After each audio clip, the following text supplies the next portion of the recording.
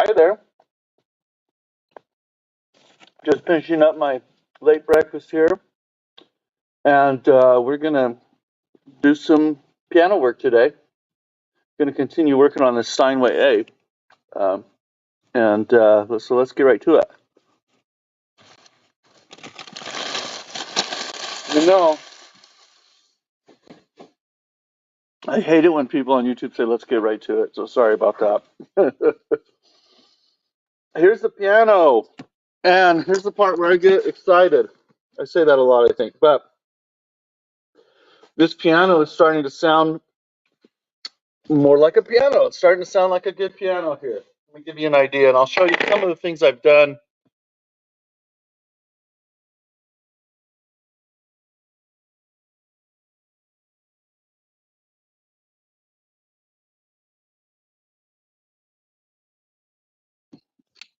So let me show you here.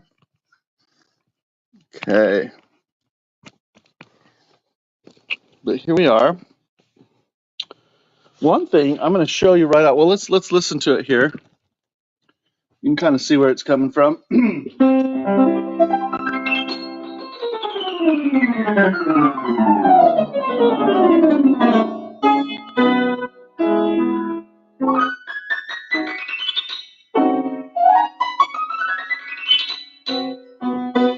Okay, I'm going to run past a few things that have been really critical with this piano and getting it to sound good. So, if you've been following along on this piano, you will know that this section of hammers, we had them all glued in a straight line, all the hammers duplicating what was there essentially before. And then listening to the piano, this section of hammers had a real muted tone, choked and just nasally sounding. And it had mostly to do with where where the hammer was striking the string. There's an optimal place, or there's at least one optimal place where the hammer strikes the string there, and we get kind of a sweet spot, and it makes a good tone. And this section was just not hitting it. Okay. And so what we did is we popped the hammers off the shanks. We re-glued them about 1/8 of an inch towards the pianist, and then aligned them to the strings and everything. And then it sounded more normal to me. But the piano was still weak overall. The tone just a little bit too fluffy, not much of a good response to the touch. And so we did a couple other things. We've added now. I just so you know, we've added lacquer to these hammers. We do that kind of initially. These are genuine New York Steinway hammers on here. And we soak them basically, or I don't know if soak's the right word, but we put a lot of lacquer deeply into the hammers initially so that they have a lot of body when you play loud dynamics. But when you play the medium dynamics and want to crescendo quickly and get a different mellow to bright color change with the tone, that wasn't happening as much. And so it needed some more hardener on the top surfaces of the hammer. So we used a hardener called Paraloid B72, and we put that basically in stripes from about, if I remember right, it was about from D3 all the way up in a stripe. And then I coated this top section again with a stripe right on the top where it hits the strings, and then just off that, we call that the strike point, strike zone. Strike zone, that's baseball, I think. Probably not piano work. But anyway, another stripe in the front and in the back. Okay, because I want these hammers, the strings are short up there. They inherently don't vibrate as long as well, and they don't produce as big of a sound inherently. So those hammers need to be a little harder. Okay, so we did that, and then we added some to the very bottom of the bass because we wanted those notes to be a little more exciting. So having done that, it was starting to sound pretty good, and I'm always playing around with. Let me show you. I'm always playing around with where the action needs to be. You can move it frontwards and backwards. right? I can grab in here, and I have a little bit of play where I can move it frontwards and backwards, and the piano will still work. But it'll change where the hammer hits these strings in the treble, right? And the treble is the most critical. So look how short these strings are. We got to hit that sweet spot so that it sounds really good. And that sweet spot, especially when the hammers are new and more pointed on the top, that sweet spot is a very small target up here. So it's got to be just right, and it's got to be throughout the section. And, you know, honestly, depending on how this bridge is shaped and constructed, that sweet spot may or may not be a perfect line across the strings, okay? So in this case, it wasn't for this section. We wanted to pull things in this way. And usually I'll just mess with the treble on changing what we call the strike point. The bass, if you'll notice, the bass guide plate here, this is what locates the action. When you put it in, there's a pin right there, okay? You see this pin sticking out? That goes in that slot, and that locates where the action goes on a Steinway, okay? And on many pianos. The bass is usually a fixed point because they go from some spec and they figure there's more forgiveness with the ideal spot to hit the strings because the strings are longer. So normally I don't mess with the bass side at all as far as moving the action front and back unless there's a problem of clearance or something like that. But in this case, when I was playing around with the piano, I noticed, I'm going to put these blocks in here, I noticed that when we had this where we wanted it,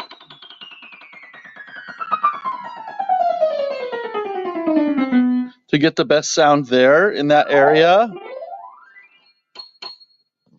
I noticed that, okay, it was out, you know, so far. And, and then I noticed in the bass, it was actually back a little bit. So it's like the action wasn't straight across in the front. And that's normal. Sometimes they're not. But I thought, you know, I wonder what would happen if I move this, because the piano overall sounded just okay, you know? It sounded like, yeah, all right. But I wondered what would happen if I moved. I just wanted to check things. So this was back further, right about there. You can see this ridge. And so I moved it up just a little bit, and it made it straight all the way across. And when I listened to the sound and played the piano at that point, even this bass section, this middle section, had much more sustain, and it sounded more rich. It sounded really good. Let's see if I can mimic that difference. Probably not, you're not going to pick it up with the sound quality on a stream, but and then I moved it up a little bit.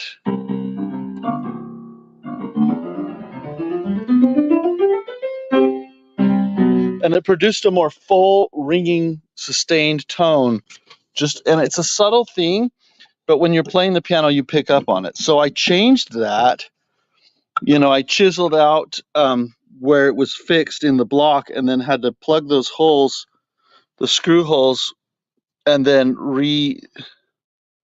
re-drill these holes and move it. So we did that, and it moved this up about, I want to say, I don't know, just a little bit, probably more than an eighth. And the piano now, when I play it, you know, those things combined with then hardening the hammers and strengthening them makes it sound a lot better. And more than a lot better, it makes me feel like, oh, I would enjoy making music on this piano.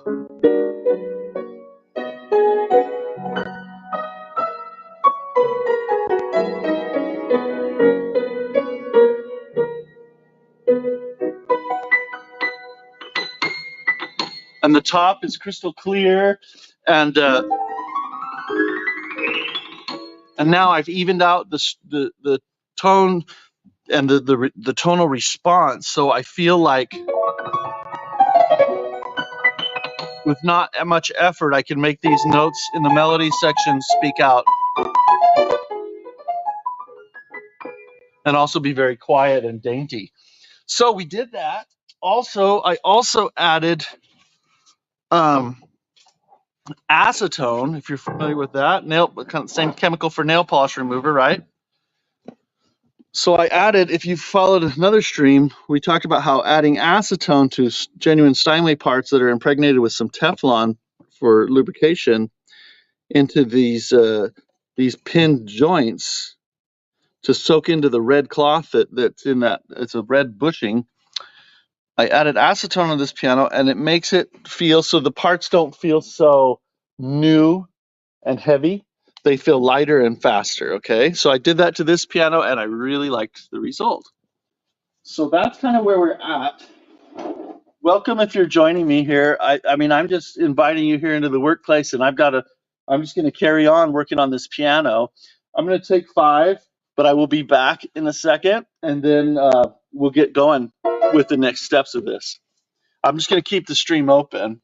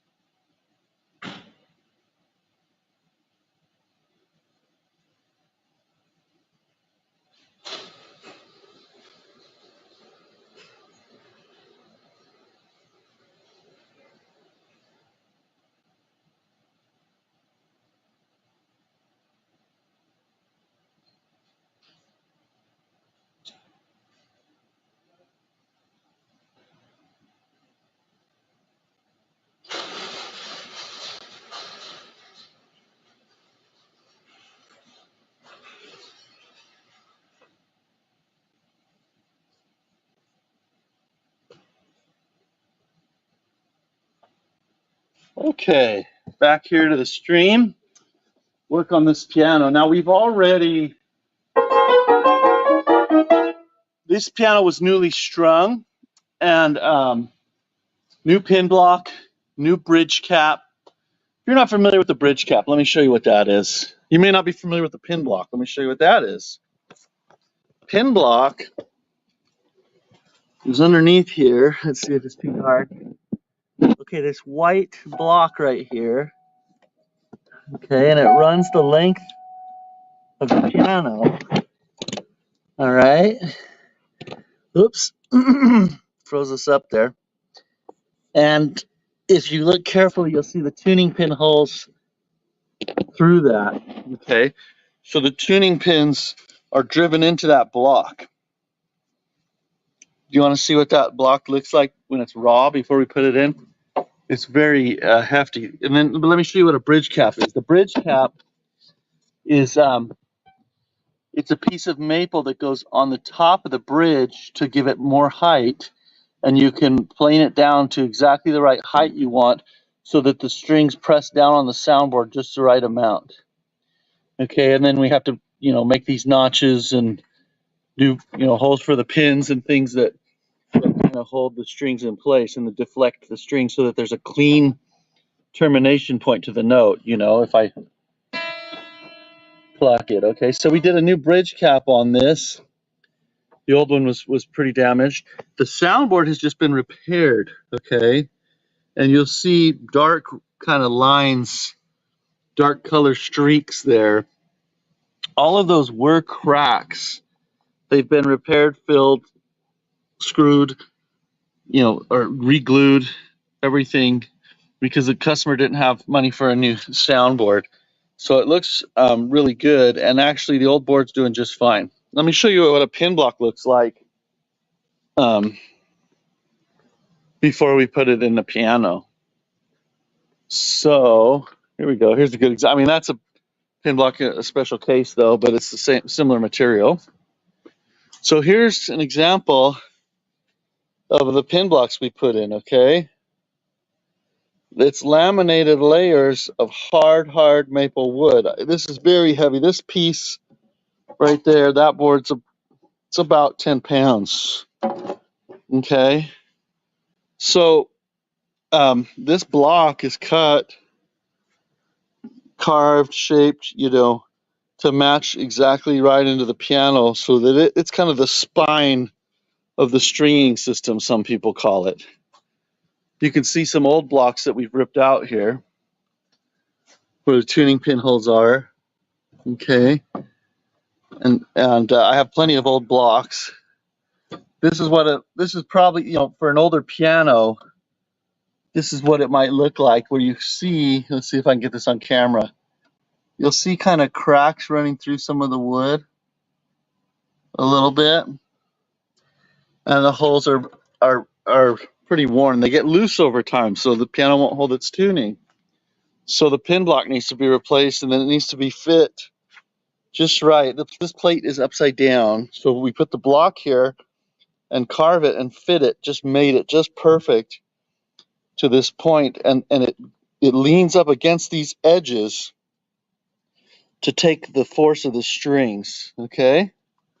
So anyway, that's what we do, and then we use this drill here after we've installed the pin block in the piano, we drill the tuning pin holes through the plate after it's already installed. That's what we do, and I like it. It works great. Anyway, little side tour there. So, at any rate, though, so this piano had a new pin block, new bridge cap, new repaired soundboard, and then the strings are new, of course. The tuning pins are new. These are called A-graphs. They're new because they're brass. The music wire cuts into this brass over time, and it can make a groove and a burr, and it can flatten that groove over time. And so just for a clean sound, we replace these because we can. And they look better too, the new ones. I mean, I can clean up old brass too, but anyway, so that's kind of just a little bit of a tour. But the next step on this, we have already mated the strings to the hammer. On new strings, you can pull up on the strings and level them so that the hammer will hit all three strings at the same time. Now, I'm under no delusion that that's perfect on this piano right now, but it's a starting point, and it's a lot better where it's basically hitting all the strings at the same time from note to note. So the piano is drastically out of tune from tugging on those strings. We need to tune it up. and then we'll go from there. Tuning a piano with a new pin block and new strings is a far different experience than tuning, say, a piano in a concert hall that's tuned 3 or 4 times a week. Okay, things aren't quite broken in as well on this.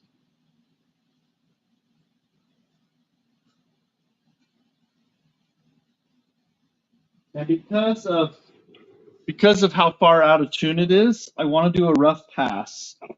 Some people call it a pitch raise, but I don't, because sometimes you're lowering the pitch, sometimes you're, whatever. And the best tool that I found to get what we do is we have to get the strings really close to pitch and tension so that they won't move around when I do that fine tuning, and they'll stay where I put at the pitch I put them for the most part. Now, the best tool that I found to do a quick and efficient coarse tuning is electronic software or tuning device. Because what we want to do is we want to say, okay, what pitch is this string at? And then we want to overshoot where we pull it so that when it settles down, by the time I get through the whole piano, it's going to settle down in pitch and it'll be right about where I want it. Okay. These newly strung pianos in the shop, right after we string them, we keep tuning, and we tune them 15 cents sharp. And we try and do that until they kind of hold. And then it'll kind of drop down to 12 cents and we'll tune it at 12. And we'll maybe send it out the door at 12 cents sharp or 8 cents sharp, because we know those new strings are going to stretch out and the pitch will have dropped pretty drastically in not a lot of time. So if the piano sounds this bad, when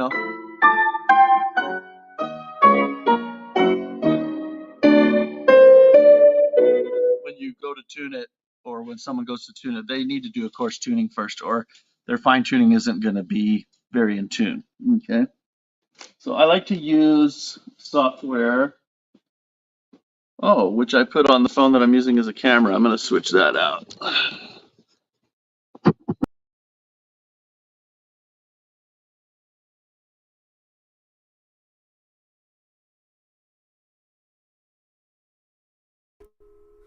Okay, I'm just going to switch which camera I'm using for the mobile cam. And we'll get going on this.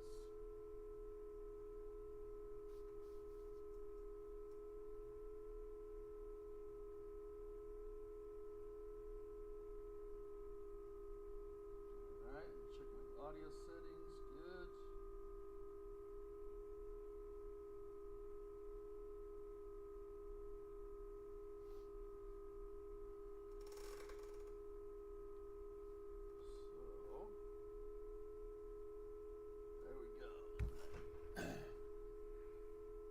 Change the camera that I'm looking from to the back-facing camera.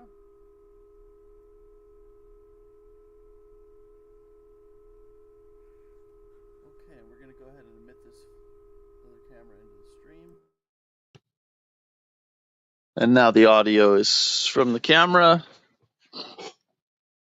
and we will tune. So,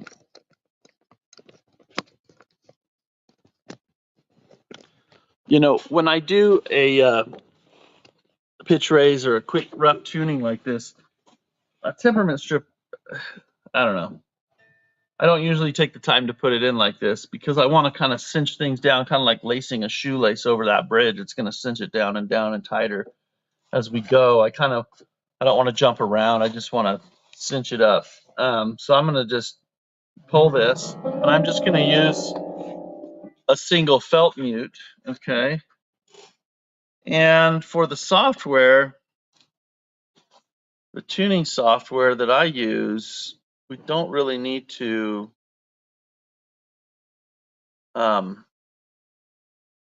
take a lot of measurements. We can kind of just start going and it'll find its way based on what it hears as we go. So here, let's see if we can see this. I'm gonna Enlarge this camera here. Okay, so this is the interface for the Varituner software that I really like because it's a dial, and then you'll see a pointer that goes one way or another. You know, if it's way sharp, which it is on the. Okay, so that note, that's a little closer. It's easier to read. It's reading 15 cents sharp. Remember how I said we tune these to 15 cents sharp? And look, it moves to the next note for me. So I already did a rough tuning on this piano. So before, well, we were putting the dampers in, but then we pulled strings. So it's going to be close in general to the right pitch, but the unisons are so far out that I want to do a pitch raise. So if you see in the upper left corner, there's a percentage there. I can change that percentage to 36%, and it's going to change the target based on what it hears, okay? But in this case, I don't really need that. What I'm going to do is I'm going to change the pitch. I can change what pitch level I want to tune it to. So I'm going to hit here, and I'm going to say pitch. I want to go 15 cents high. There's all kinds of parameters you can change really easily with this interface. It's really nice. Goes on your phone. I'm not affiliated with the sales of Varituner or anything. It's not sponsored. It's just one that I use. Okay. So now I tune it to 15. Set the machine to 15 cents high, which is what I want at this point. And then I'm going to do my rough tuning. Okay. So I'll just set this somewhere where I can see it. And I'll usually start with this tuning device. I'll start the break here on the tenor. This piano has great sustain, but you're not going to hear that on the stream because it cuts the audio short, unfortunately.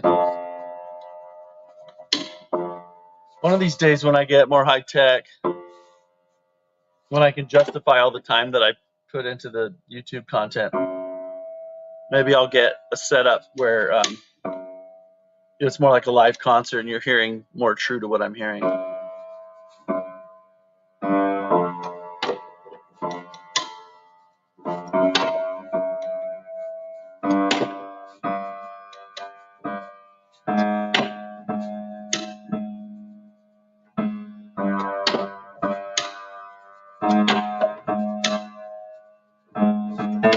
And I'm just getting it close. I mean, really close. But I'm not fussing over a perfect unison sound or anything.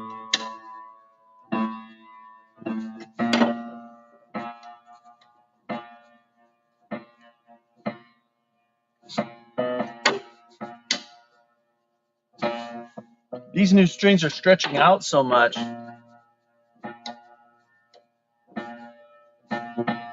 that I'm having to rotate the pins a lot to the right to retighten them. And that happens with the new piano.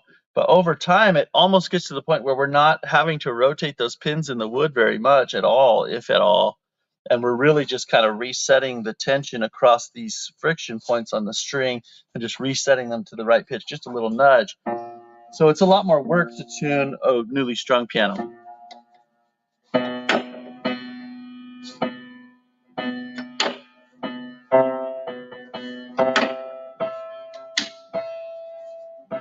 And the name of the game here is just as quick as you can do it, because we're going to have to go right back and tune again.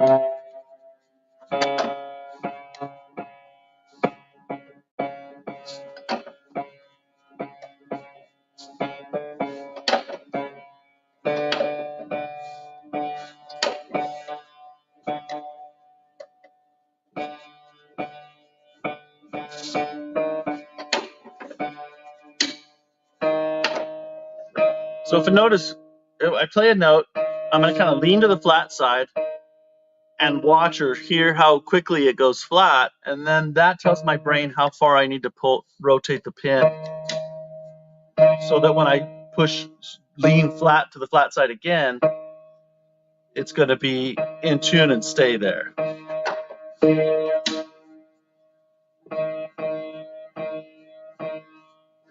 You don't want a mushy feel where it feels like it'll go flat really easily.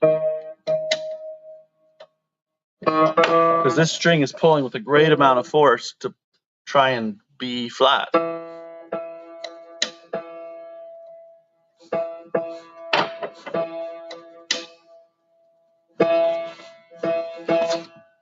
I will be monitoring the chat too. If anyone has any comments or questions, if anyone wants to bring me into their space and give a second opinion on a piano repair or piano puzzler, I'm open for that too.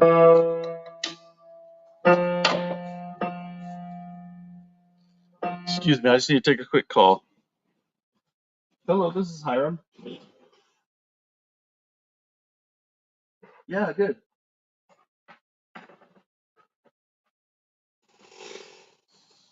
Sweet. Yeah, I can. You're up till 5. Okay. Yeah, I'll swing by a little later today. Thank you so much. All right. Bye.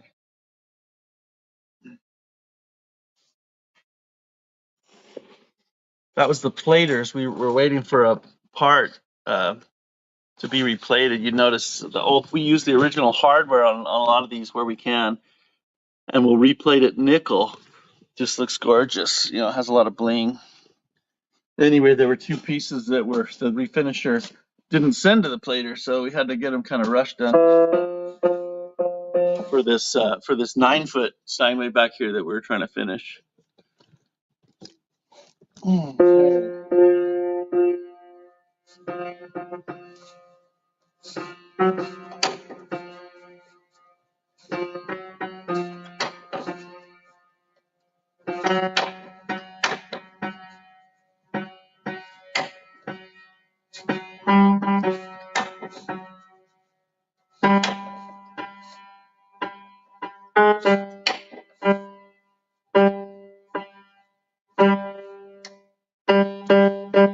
Part of a stable tuning is testing either side to see if there's a potential for the string to go flat or sharp, and you want to set it in such a way where it's just sprung and stable and settled, where it has, where it's not going to go flat, but it's also not going to creep sharp.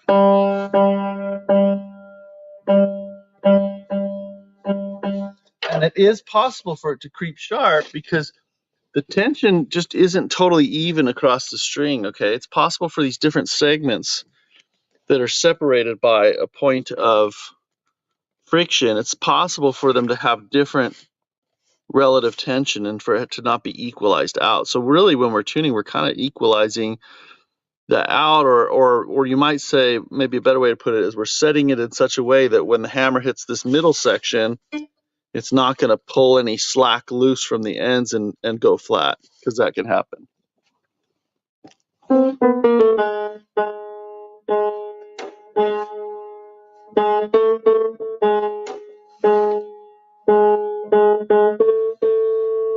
And I promise I will look at the chat. I think interaction is a good thing in this learning process. There's no stupid questions. I don't care where you're at, your level of ability or interest here. I welcome it all.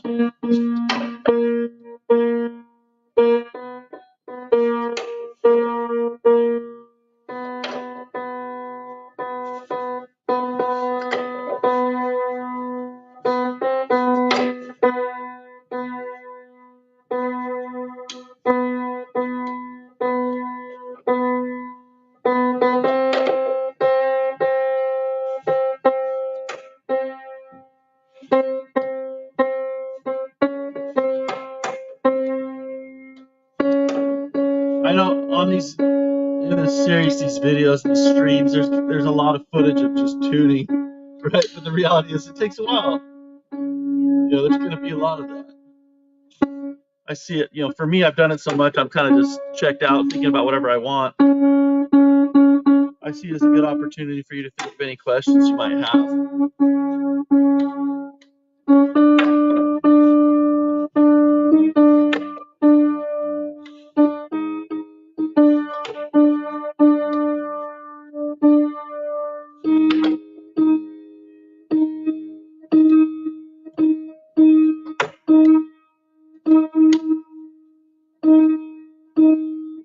common question I get when I go into a home is, how far out of tune was it? Was it bad?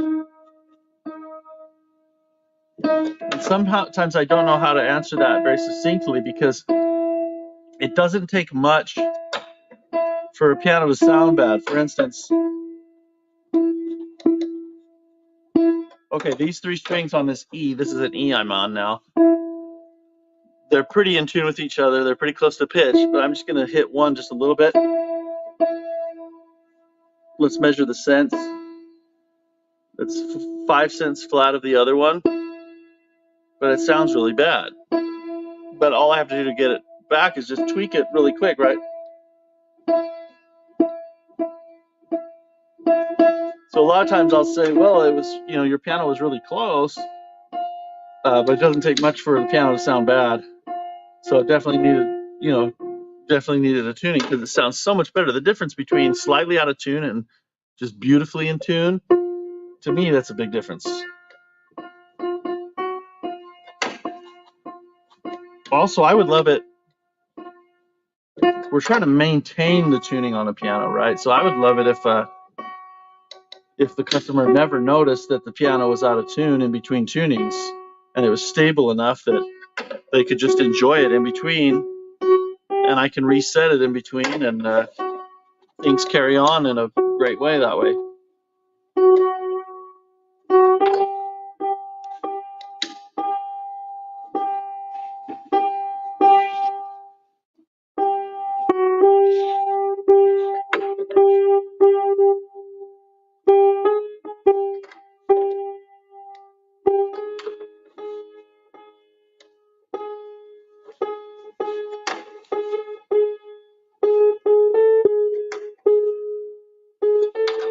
If you find yourself being able to sit through like a whole YouTube video where someone's just tuning a piano and actually listening as they do it, you should probably be a piano tuner.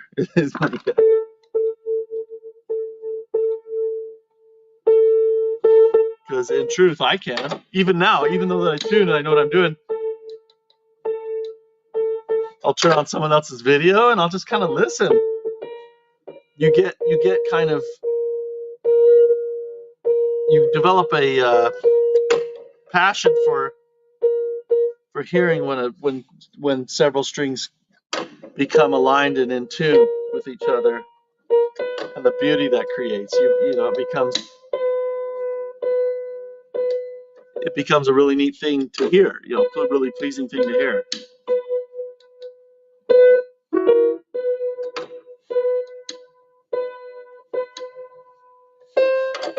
So now I'm getting where the strings are actually kind of flat, the first string I'm tuning, so I'm going to make use of that overpull function on the machine.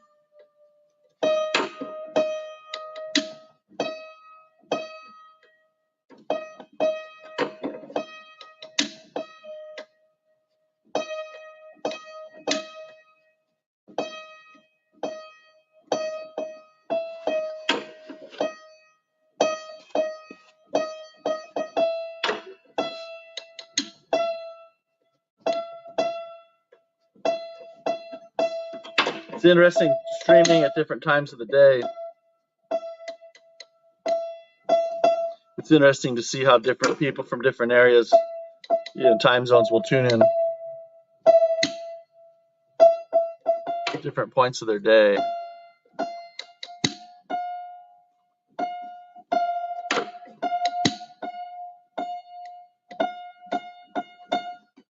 See, like that string was almost 50 cents flat, a quarter tone.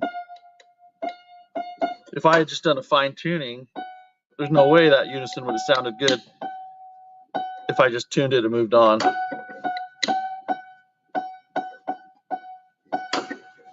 But one of the things that's hard to believe when you start tuning is how interactive this system of forces is, and just how it's a real thing that as you tune along,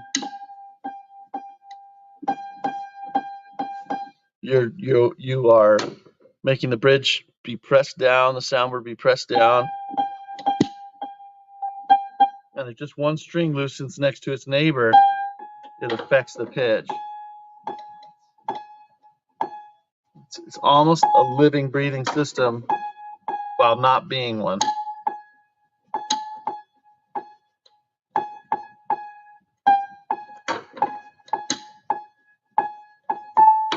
Here, talk about stuff I love on the piano. One thing I love to contemplate, we take a slice of a tree and we let the cells dry out. Then you vibrate a piece of metal at a certain frequency and you have it make contact with that piece of tree so that it starts vibrating and radiating that sound and amplifying it and sustaining it. That's just amazing to me. And you can create tones that have meaning and can move someone emotionally, spiritually, from a piece of metal stretched out and a piece of a tree. It's just amazing to me. Just instruments in general, you know.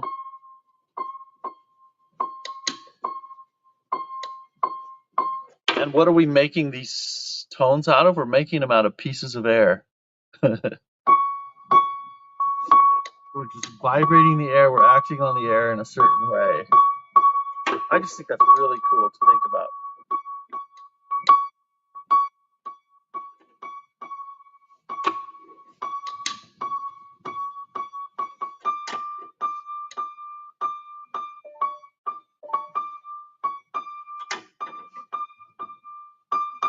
Some of the materials that go into a piano,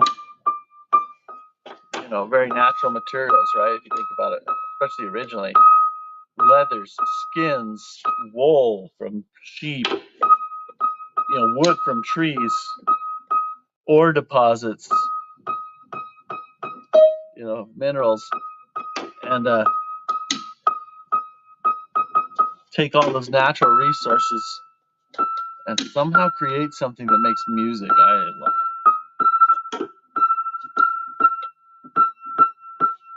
Gives you chills to think about.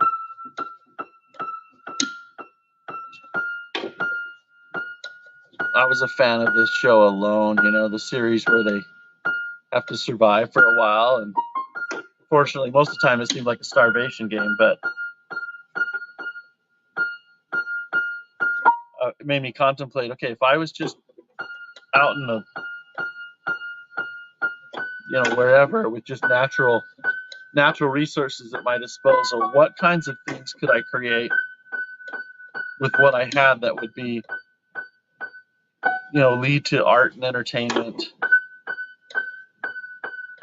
or spiritual expression? And would I be able to do it, you know, with just minimal tools and resources? It's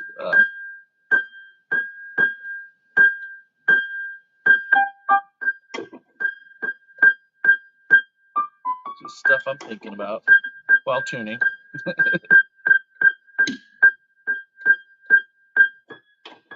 I'll tell my wife, I'll come home sometimes, I'll say, yeah, work was good, but man, I was just falling asleep in my last tuning. I could not stay awake. She said, oh no, you know, how can you fall asleep? You know, when you do something a lot, you can almost be like in some kind of a state of sleep and keep doing it, your brain goes on autopilot. Thankfully, when my brain's on autopilot, it's almost a better tuning than when I'm fully alert. But it's not a fun feeling being drowsy and trying to do a job. So I can tune in my sleep. That's what I'm saying. But I've been doing it 20 years, so.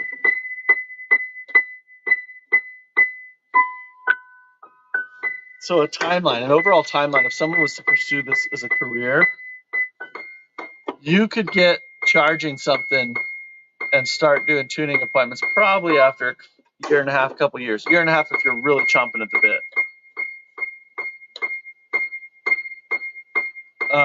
Then some other benchmarks along the way. And you'll think you're really good at that point, and you're not. But you're good enough. You're good enough to sell a service that will benefit some people. Right? Because not every pianist, piano owner has the same needs. Sometimes just better is good enough and worth money, right? Oh, I've got a comment on the chat. I'm going to check that here. So let's see, high-low 64 imp. So you prefer to tune the two outer strings with the mutes and the meter and leave the middle string to tune the unison by ear? What I'm doing actually is I will tune, let me show you on the piano. I'm tuning the left string to the machine. Okay, so I've got my mute between the middle and the right string, and my tuning device is way over out of camera, but it's here. So I'll tune that left string to the machine. Then I'll move the mute over one position. Now I'm tuning the middle string to the left string, just by ear. Close to the left, and I'm not being perfect here. This is a coarse tuning, to remind you. Then I'll move it over another position, and I can tune the right string of that same note, that group of three, just by ear to the other two. Then without moving the mute, I can tune the left string of the next note, and so on and so forth. With some slight variations. On the ends, you have to tune the right, like this last note, I'll have to tune the right string first, then the middle, then the left. Oh, my tuner stopped following me. You can set the settings on this tuner to stop following you automatically when it gets hard for the tuner to hear. Or you can say, hey, just only look for a note that's one step higher or lower. So that's kind of what I'm doing. So I think I answered your question. Right? High-low. And then when I do a fine tuning, I don't care which string I tune first. I'll tune one string first. And the important thing to me is that in the end, I like to hear all three strings and tune the third of the three unisons together with all three strings ringing when I hear it finally, because that's the way you're going to hear it when it's played. So I like to make sure I like that sound.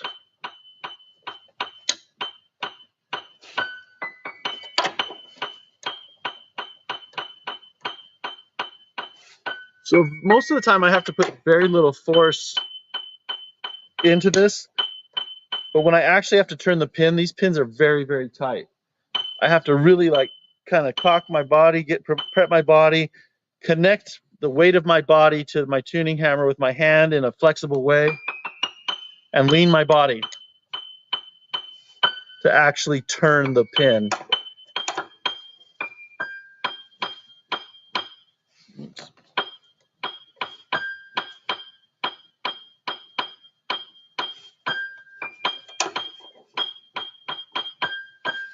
Got another comment on the chat here. It says, Um, let's see. Again from Hilo, thank you for your explanation. I enjoy keeping my own piano in tune. It just seems to take much longer the way I measure. Just looking for some tips to help speed up the process. Yeah, definitely. There's tips to speed it up.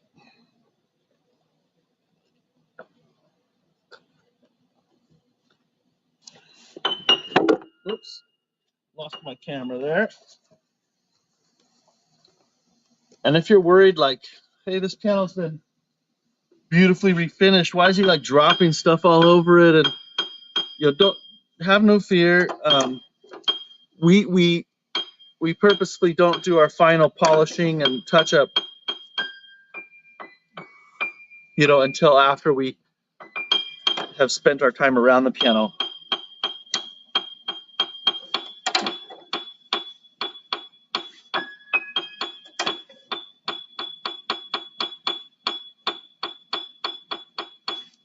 As far as tuning goes, I get the most satisfaction these days out of tuning by ear and enjoyment. It's truly enjoyable to see the result and to be able to not be tied to something other than my own judgment of what I want to hear.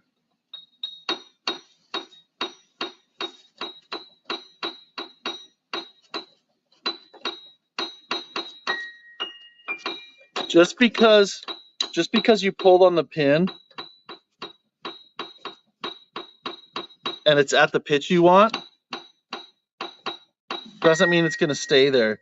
You need to then test it a little bit to the flat side and sharp side to feel how stable it is in that position. I'm just trying to think of anything as you're learning that's kind of maybe counterintuitive that helps get a better result.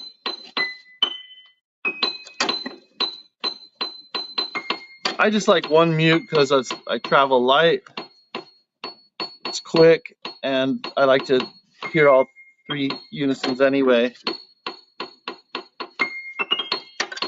People get caught up in which string you tune first and all this and what order. I think that's just kind of, there's a lot of theories out there, let's put it that way.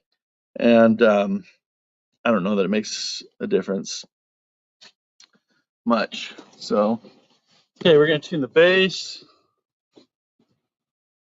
Let's see. Anything going on in the chat? Nope, not yet. The other day, and when I say the other day, I guess I mean yesterday. This week has been full of work for me. I've been kind of working around the clock, if you haven't noticed. But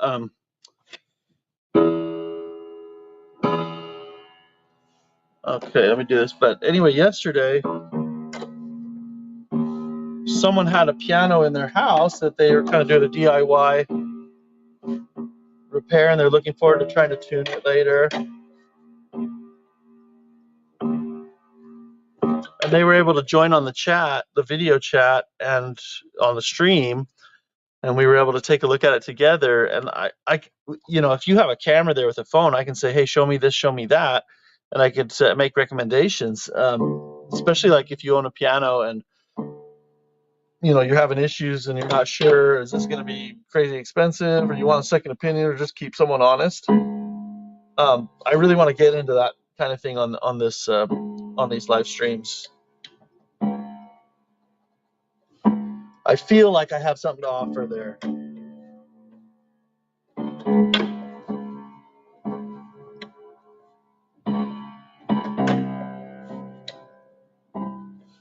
Plus, it's fun to connect with people like in a more real way, than just behind curtains.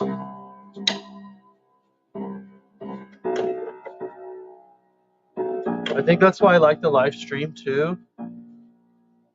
It kind of forces you to get out of the. And I still fall into it, but to not have so much. This is a production, and just kind of have it be more real.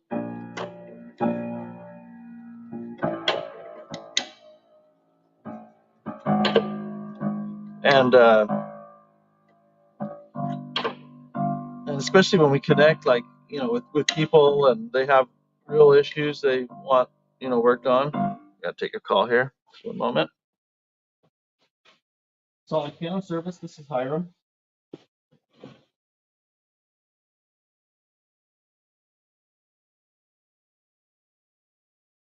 Oh, great. And any word on the recall part, where that's sitting right now?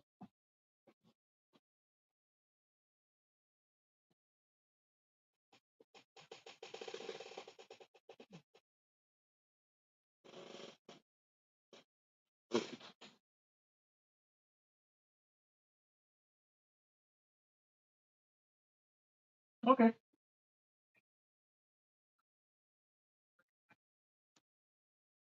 Okay, great. Thank you.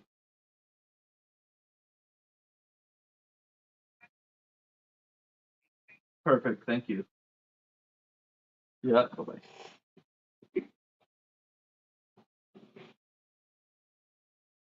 So yeah, I don't like fake stuff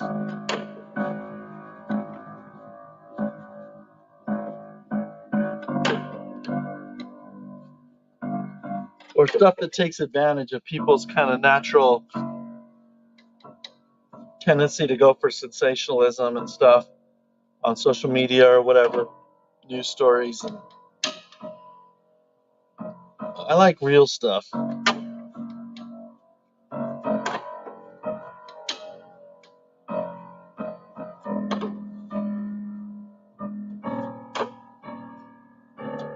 So I've truly been enjoying these streams this week.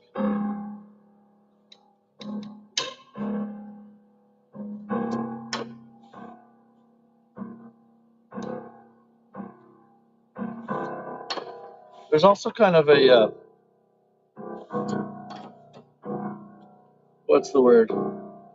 A tendency for, I don't know, people to try and protect their ability to make profit, and I feel like so often people will, um, how can I say this the right way? People will overhype what they're doing beyond, what the natural or the true story is of their experience. And I don't think that's necessary. I think I get enough fulfillment from doing the real thing, and actually getting my hands into it, having an experience with something. Um, and also, when it comes to a lot of trades, there's a lot of, for instance, suppliers that say we only supply wholesale to the trade, we only do this in the trade, all this information is only for the few, and I don't think that helps quality in the long run in that field. I think it's better to get any best practices out in the open, tools available, materials. Um, that way, there could be more competition, and when there's more competition, then people will do a better job. And anyway, I know I'm getting a little philosophical, I guess, but that's kind of who I am. So anyway, that I don't, certain things that have been kind of kept like proprietary secrets in this trade. I don't want to keep it that way.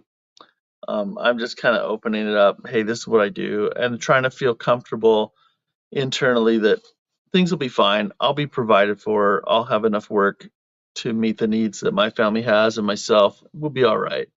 We can share. So I try and take that attitude. Sometimes it's not always easy, right? You know, but but that's kind of what I'm after, what I'm doing here with all the YouTube and everything. And I'll be upfront. I also, I'm always looking for residual means of income that aren't directly proportionately tied to, an hour equals this many dollars, right? Because then if I'm able to save up enough to, have more financial security, for our family and maybe those who work with me, to me, that's a great goal, right? It helps the well-being of everyone in society. So that's kind of what I'm after too, you know, but I don't want to make money in a way of misrepresenting a product or capitalizing on people's desire to make money for themselves or get an experience and overhype it or oversell it. I'd rather just, you know, have, if I have a connection because I've been doing this for a while, or I have some information because I've been doing this for a while, that will give someone the right tools and the right information to do a really excellent job, and I can help provide them with those tools, you know, and make profit on it, or make profit through any advertising means or whatever, you know, that's, then for me that feels fair, and it lowers the cost of the education for the individuals who are interested, and also I think ups the quality and the competition out there, and so that's kind of what I aim to do. So that's probably more, you know, you're like, just tune the piano, man, just tune the piano. So we'll keep tuning. But if you have any thoughts on this discussion, feel free to chime in on the chat or in comments. If you're joining the stream, not, you know, not live, by all means comment. Okay, so now we're going to put a fine tuning on this.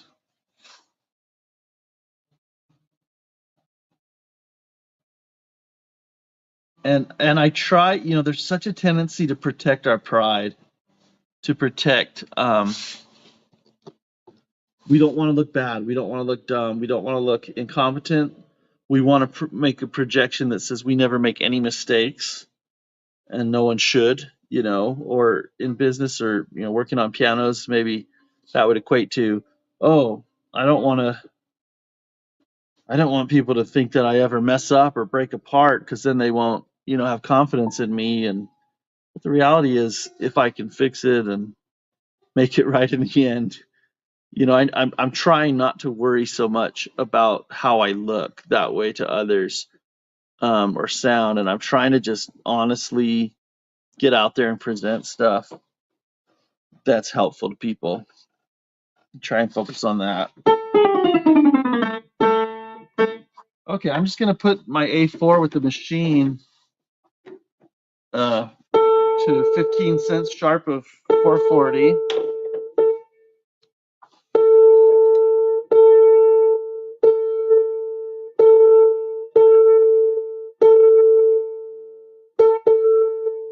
Okay, I want to show you something on this tuner. Okay, look at this. I play the note. What do you notice about this display? What is the pitch doing? And can you hear the equivalent of that? What sometimes sounds like a timbre change to our ears is really a pitch change, a very, very small pitch change. And why would a piano string do this when I strike it? Why would it be sharp, go there flat, and then settle back into pitch? If I hit it more softly, it's giving me more of a stable readout, but it still moves.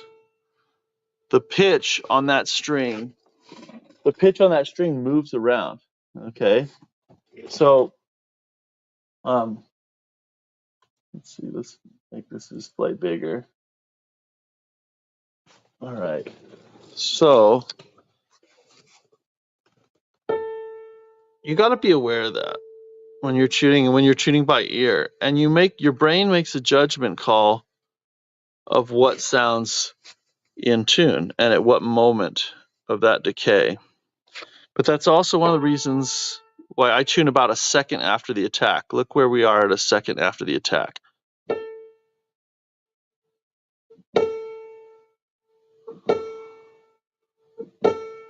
We're at 0, right?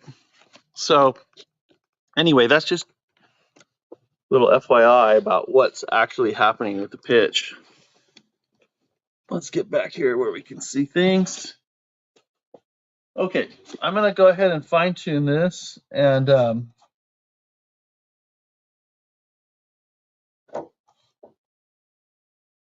okay. So my A is set. I set it with the machine. I'm going to tune by ear for the rest, but it should be really close, right?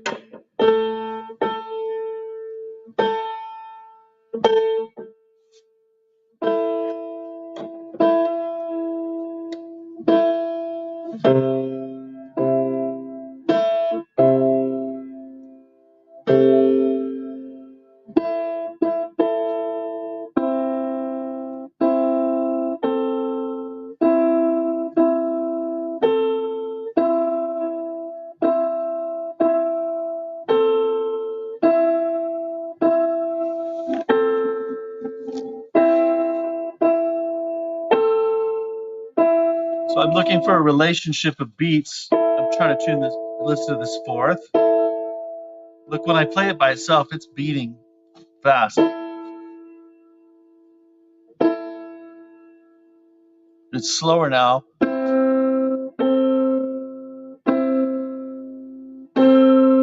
So I'm looking for a progression of beats. They say it's about a 4 to 5 ratio. I can't count that. I just have to kind of perceive it and get used to it. That second one is faster. Here's the first one.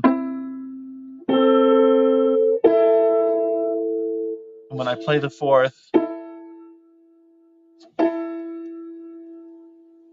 there's other beats going on that are faster also, that are twice the speed. And you can't get confused with those, or you'll be thrown off.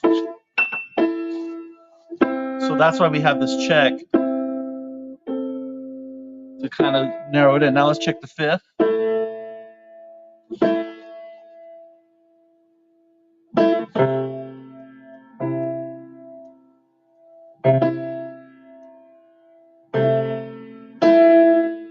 Okay, move on. This fourth sounds too pure. So I'm going to knock the B flat flat a little bit. Now it has a little bit of a roll.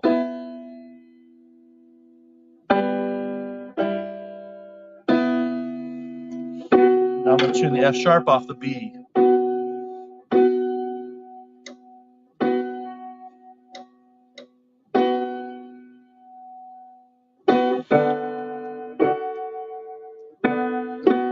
And with the fifth, I play a post note or a check note that doesn't have to be in tune. It's just a stable reference that sets up a beat pattern with these other two notes. So I can listen to this, and then the next one, and a fifth needs to be slightly narrow. It should sound really pure. Sure enough, okay, C sharp, tune C sharp off of F sharp.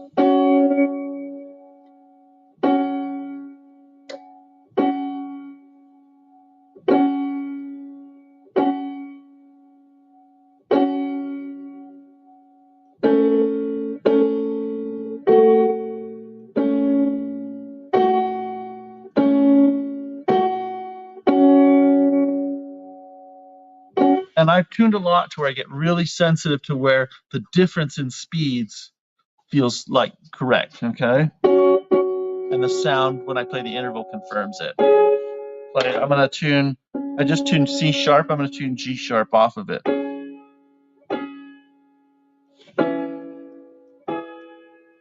Okay, that's good. Now I'm going to jump down and I'm going to pretend it's A flat, not G sharp, because they're really different. Not really. And then E flat I'm going to tune E flat off of A flat.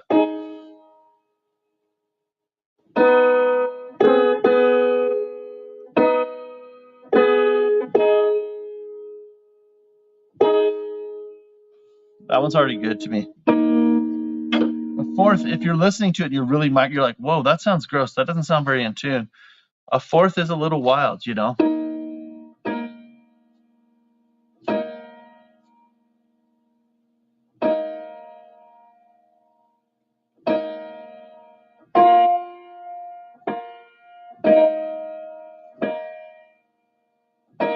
So I'm tuning B flat off of E flat.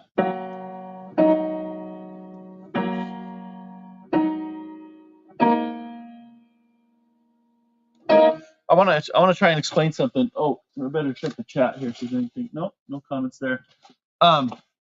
I want to explain something about tuning in the intervals, okay? Maybe in my other videos about tuning force, fifths, temperament, whatever, you've heard me say that an interval needs to be wide or narrow. Okay, let me explain why we need to know that and why we need to distinguish the difference. When we tune an interval pure, it's like beatless. Okay, let's pretend.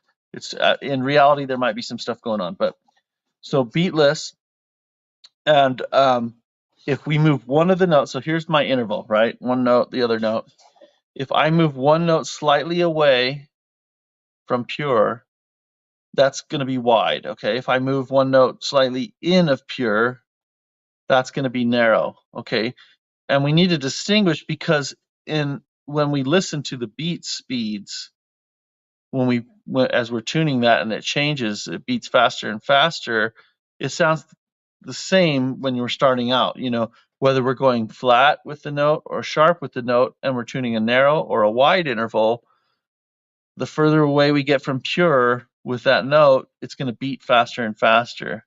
Same thing going to the sharp side. So that's why we need to distinguish, because these intervals are slightly out of tune, but we need to say, okay, how are they out of tune? Is that a wide interval or a narrow interval? And in some systems of tuning that aren't used very widely, except in academic exercises and maybe historic performances, there's different systems of tuning where you might need to say, well, we need to tune a wide fifth or a pure fifth here or something like that. And so it's helpful when we get our tuning instructions to know, is this wide or narrow? And it also helps us understand when I check beats, what should it be doing, because when I check a note, say I have a test note here, okay, this is very visual to me. Here's the note, here's the note we already tuned, here's the note we're tuning, here's our test note post, okay, that's just a reference for how far apart these are. If this interval is pure, we should get the same beat speed from our test note with both notes, okay? If we move a note wide, then this beat speed should get faster the more sharp this note gets, okay? But if an interval is narrow, like in the case of a fifth, okay, let's say this was pure and we move this in a little bit, so now it's a narrow fifth. What we should be hearing now is the speed between the test and the note that's already tuned should stay constant, but this beat speed with the test note got faster as the more flat this note went. Okay, so in this case, the closer I get to pure by moving this note out again towards pure, with the test note, the beats are going to slow down.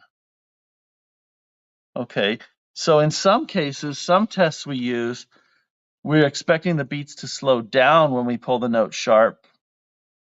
And in others, we're expecting it to speed up when we pull the note sharp. And your brain has to kind of be wrapped around this so that you have it at your disposal as you're tuning and playing the notes together, so you know which direction to move the pin based on what you're hearing. Okay. Where were we?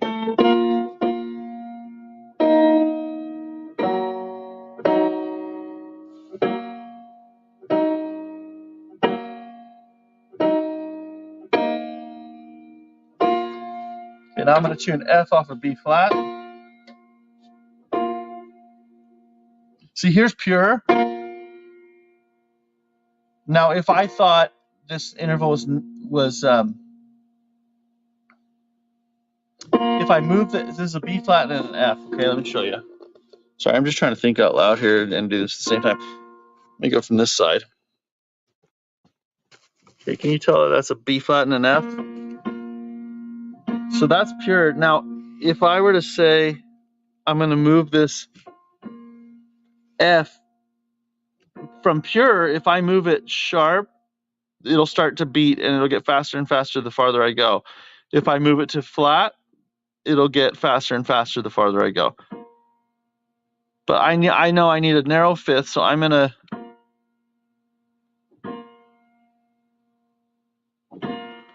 I knocked it just a little bit flat, the F. Now I'm going to test it with the test note. and I'm listening to this pitch.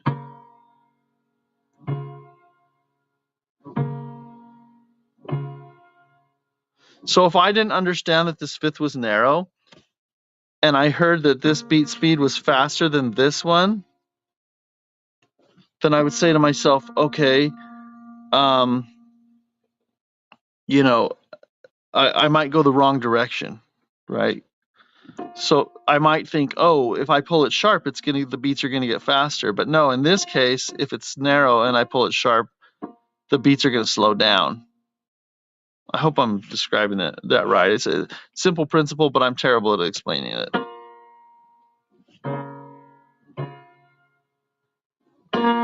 So with a fifth, I would expect this. I want this beat to be a certain speed, and that's my reference. And then I say, did that slow down just a tiny bit? Yes, it did. And the fifth sounds really pure. Okay. Now I'm going to tune C off of F.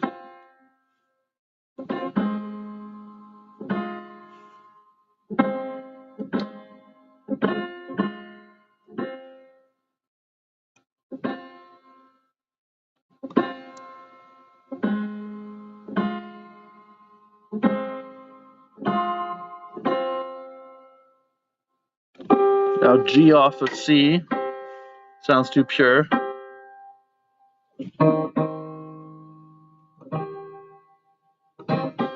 So I knocked the G a little bit flat.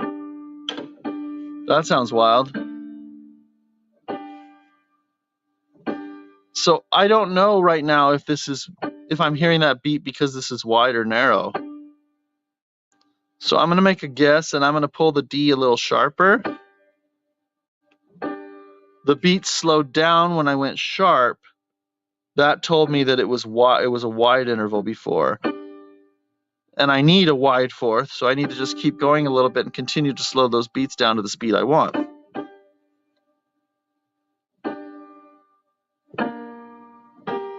There. Now, if I went too far and I jumped to the sharp side of pure with this D, and all of a sudden it was a narrow fourth, I might hear the right beat speed, but the interval's wrong. It's on the other side of pure. Now I'm going to check with the A. Sounds really good. Okay, we got our temperament in, so that sounds good to me. Let me check the chat if anyone has any comments or anything they're adding to the discussion. Nope, that's okay. All right, so now I'm going to tune down from that for no other reason than it's easy for me to keep track of, and the way I mute, it works out handy.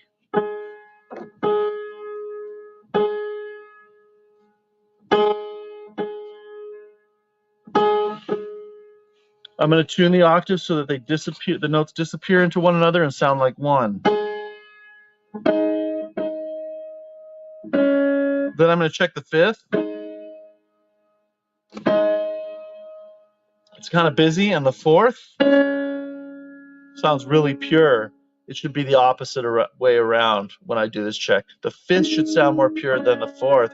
So I know I need to make, so if the fifth is busy and a fifth is narrow, then I know, so let me put it this way. If the fifth is busy and the fourth is pure, more than likely, I need to make this note, this bottom note that I'm tuning, flatter. So that'll make the fifth more pure, and it'll make the fourth more busy.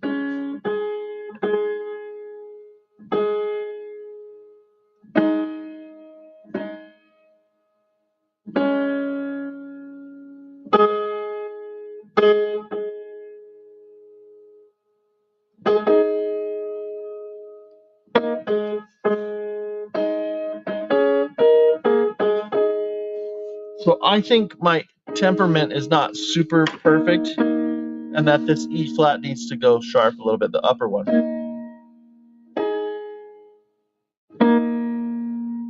Now I'm gonna go back to tuning the G sharp.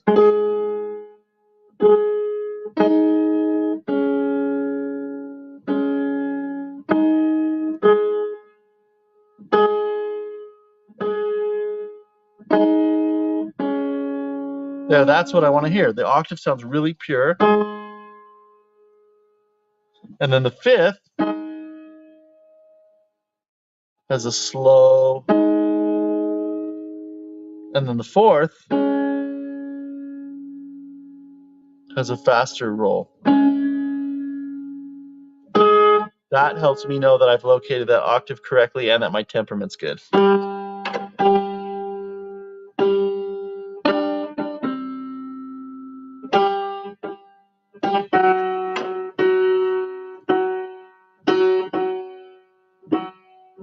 So tune the octave like a unison, have a relatively clean sounding fifth, pure sounding fifth, and a busier fourth.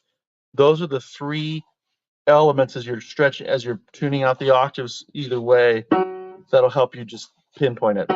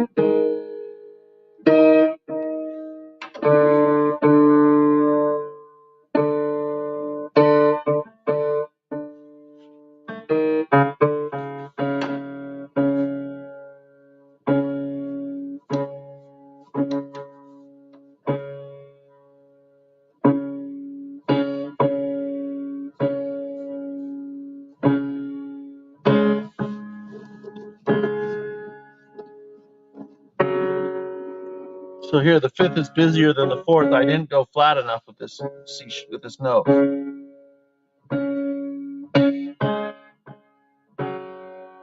There, now it's good. Here's the fifth, the fourth.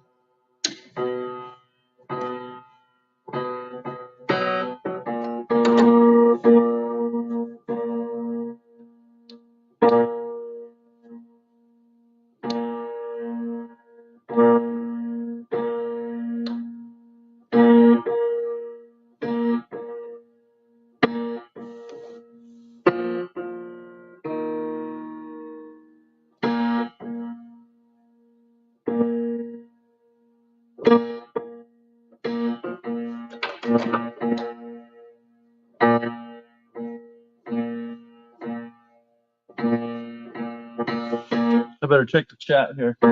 Nope, nothing going on. Feel free to ask questions, interrupt me, whatever you want.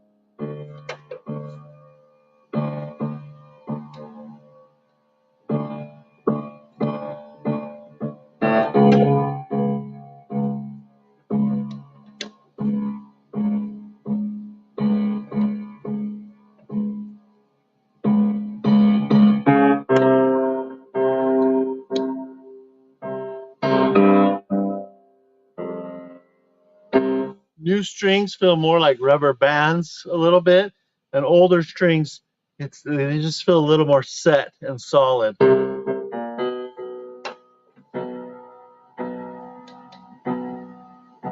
And these are new strings, of course.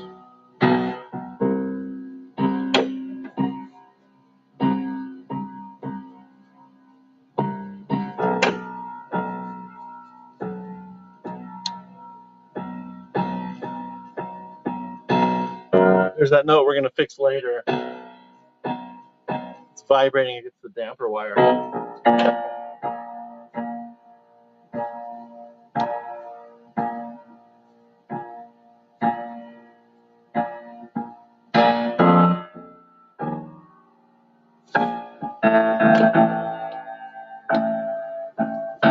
One thing you have to be conscious of so you don't get thrown off while you're tuning is bleed through. When you mute strings and the two strings are and the strings are really far out of tune, and you start changing the pitch of one, you might hear some bleed through of the other string when you're trying to listen. So it's hard to tell where the string that you're actually manipulating is ending up.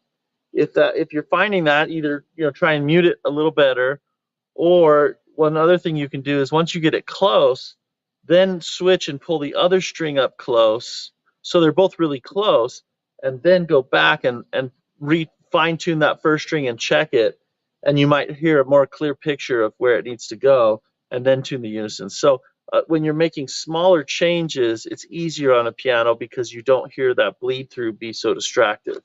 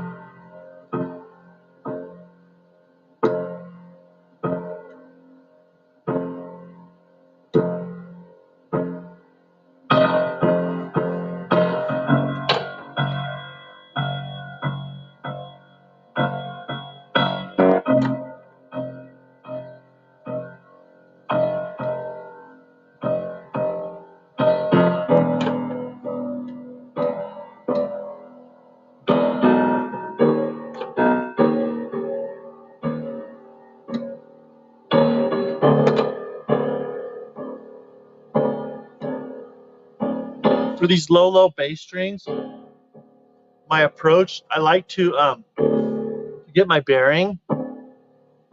I'll kind of flex downward on it and start to hear a beat introduced, then pull it up so I can hear it come pure again.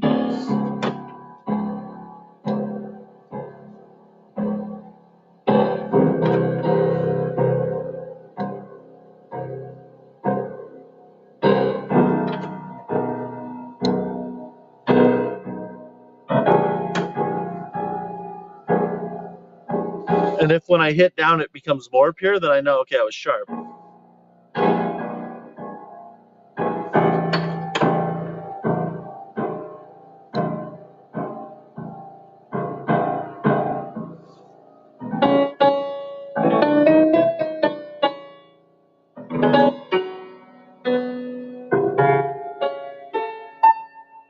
Okay, now I'm going to go, let's see if there's any comments in the chat. Jeffrey Boyle says, good day. Hello, Jeffrey. All right, it is a good day. It's a good day. I got my vitamin water. Anyway, I tuned all the octaves down to the bottom, right? Now I'm going to tune my unisons that were covered by the temperament strip. And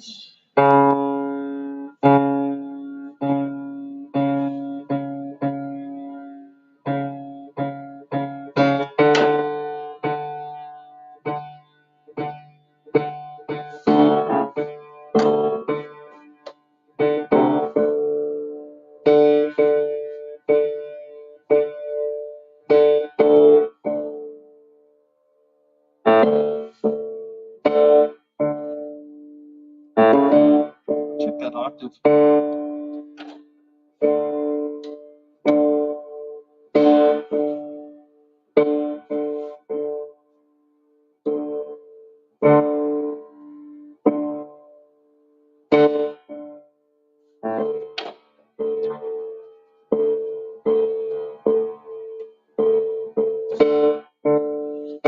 I'll just see if I can make that octave sound any better on this piano, but I just came from tuning 9-foots and you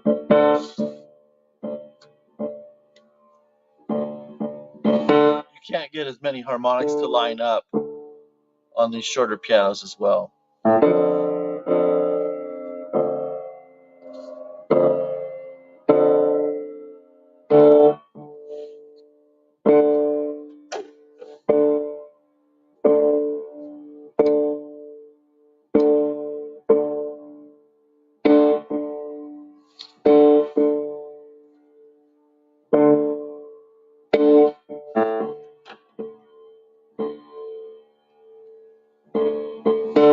There we go.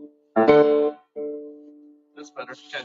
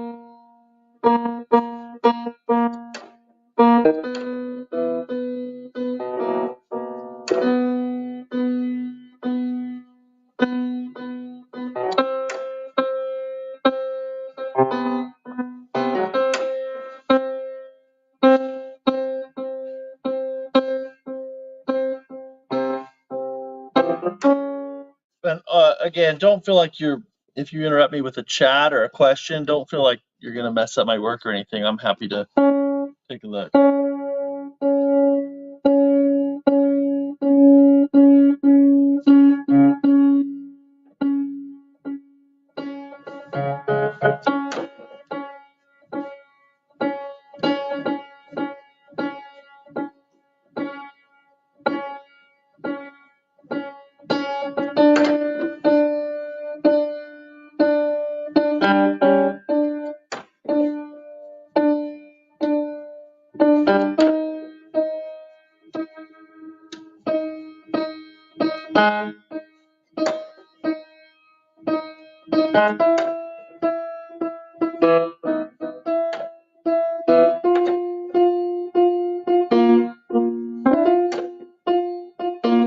Bear in mind, this is the first fine tuning this piano has ever had since being newly strung. Up to this point, we just tuned it roughly. So I don't expect it to be super stable, right off. I expect things to move around, get shaken loose a little bit as it's played in, voiced, and that process will make it more stable.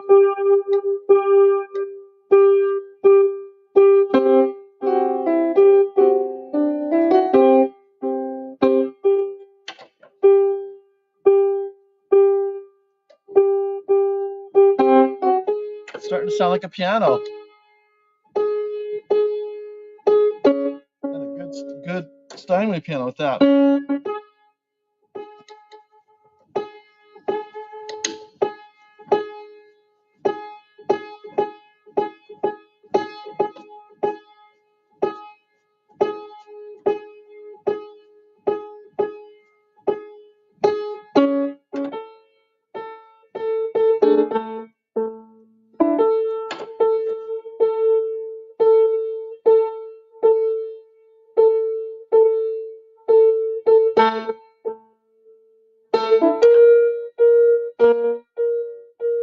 Oh, I was like, why does that octave sound bad? We haven't tuned this octave yet. This B flat. Because we just finished the A now. Now we need to start tuning these octaves.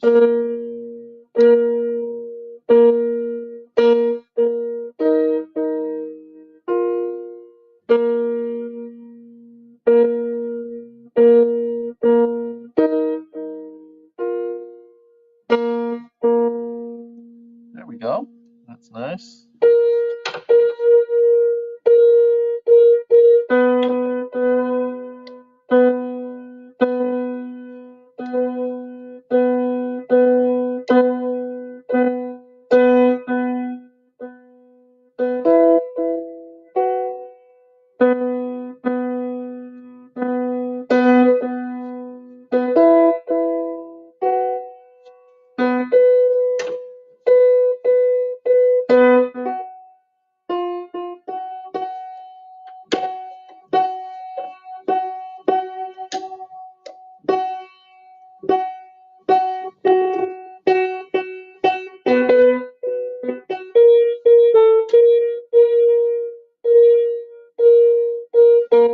One good thing about tuning these upper octaves off of 3 open strings instead of strip muting it all is it forces you to have excellent unisons.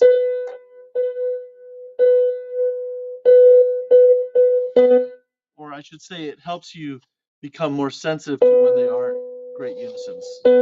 Or if they've moved too.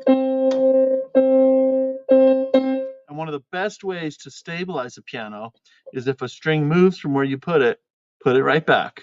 And just keep doing it as often as needed.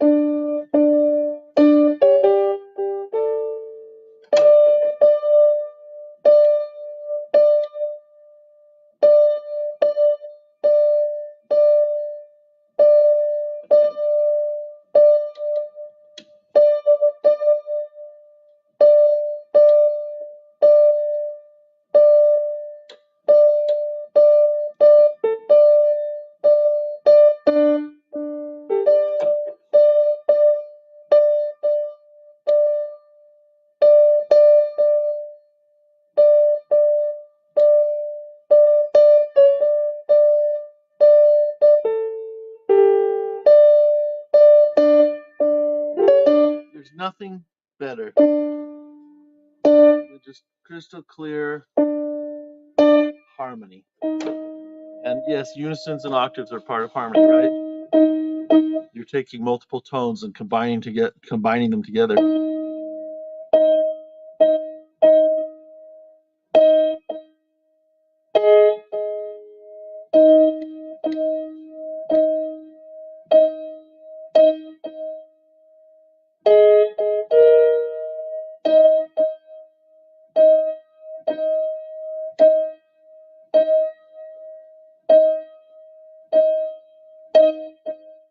Okay, which is the greater sin? Being sharp or being flat in tuning, and why? Put your answer in the chat or in the comments.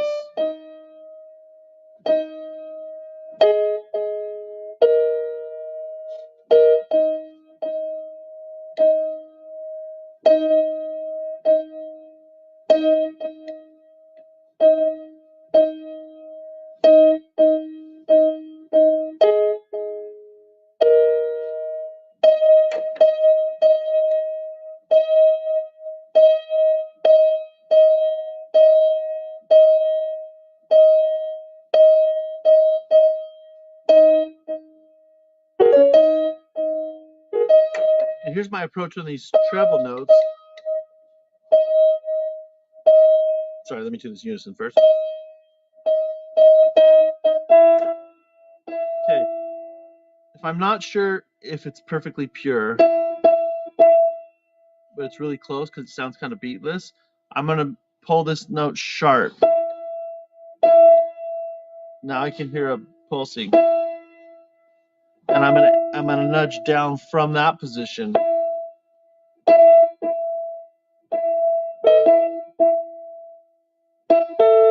pure.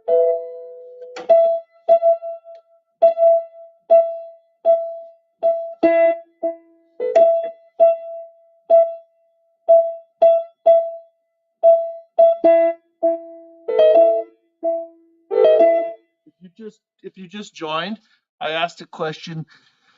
If you wouldn't mind for fun commenting, which is the greater sin, being sharp or flat, and why?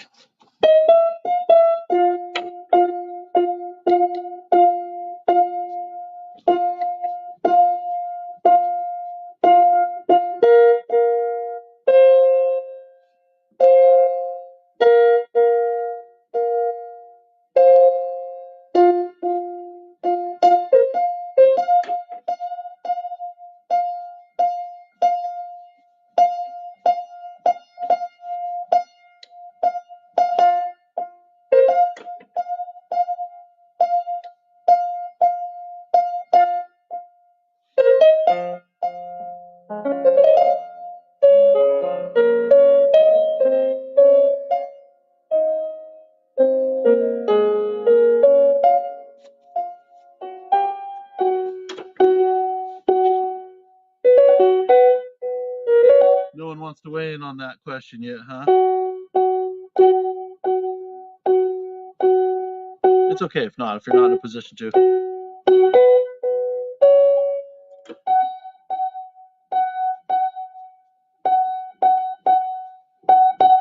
I'd love to see more participation in those who catch this stream after it's live. You're welcome. Maybe you'll answer that question in the comments. Which is the greater sin, being sharp or flat? And it's not a joke.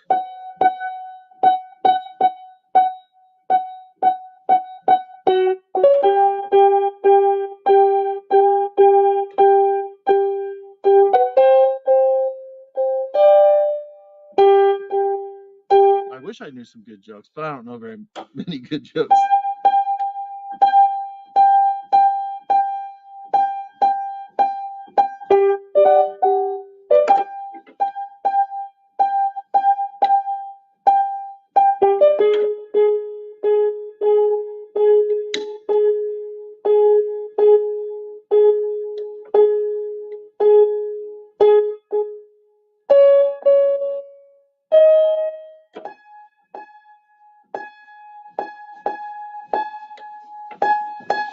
Any takers yet? Okay.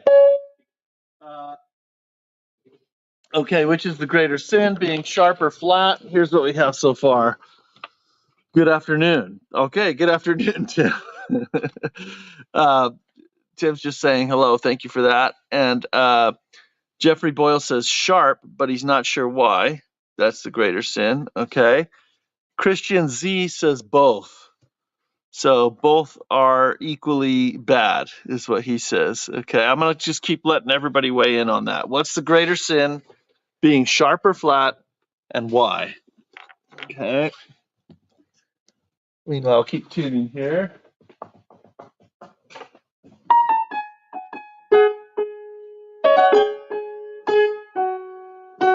I was like, where's my tuning hammer? It's right here.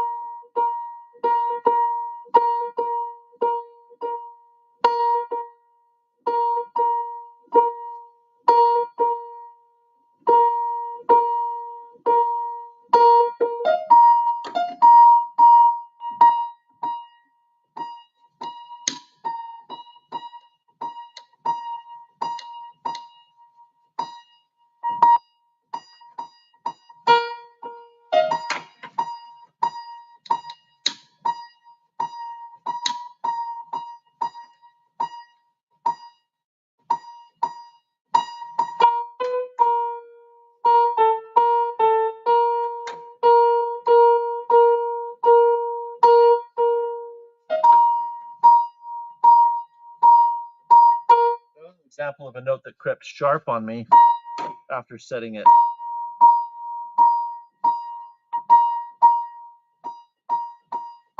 Which, according to Jeffrey Boyle, is the greater sin. What do you say?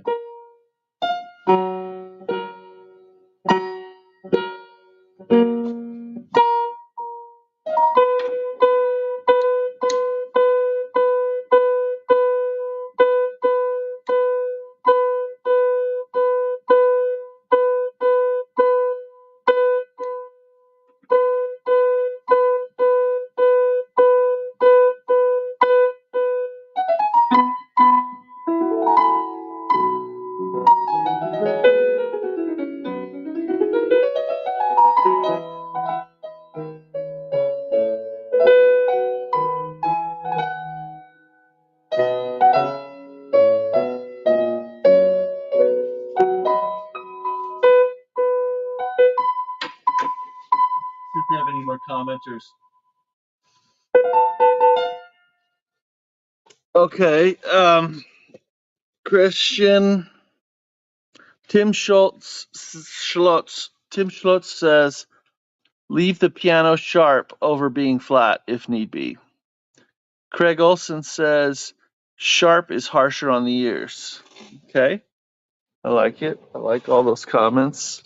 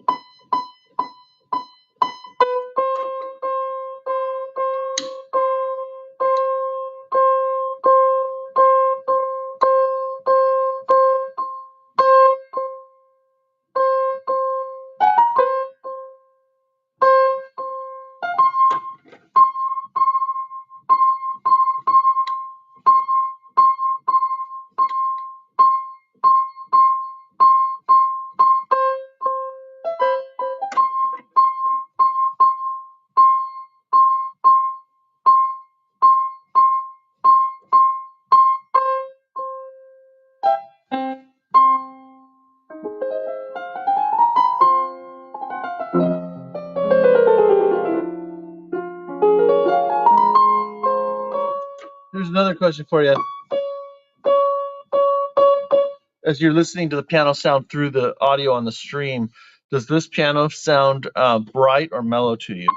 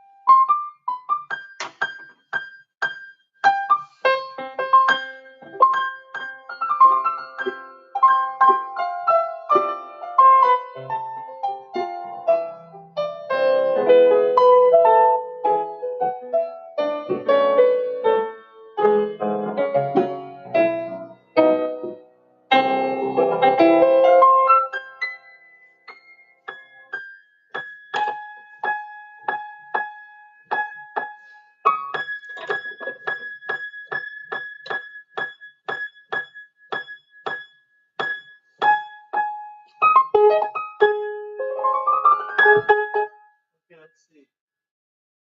Piano sounds mellow to some on the stream and bright to others. They're saying.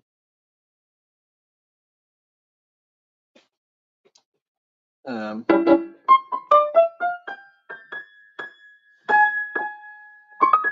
kind of a relative thing, right?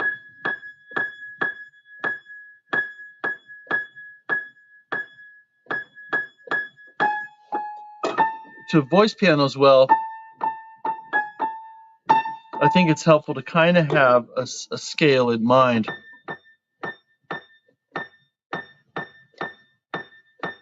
Of bright and mellow.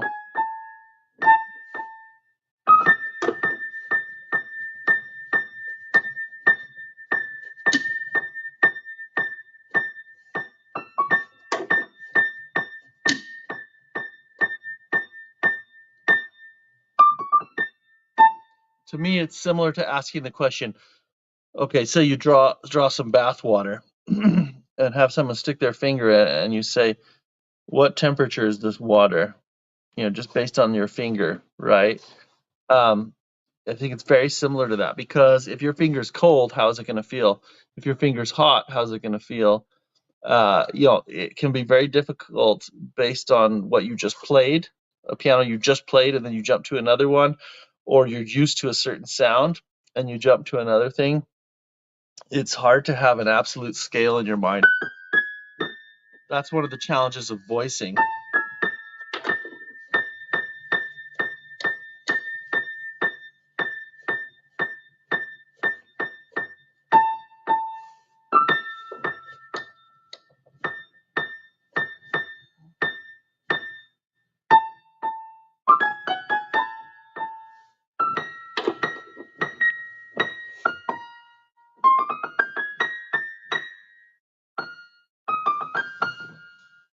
Let's see. Christopher says, "Nice to see you work again. Thanks for joining, Christopher. I hope I'm saying your name okay."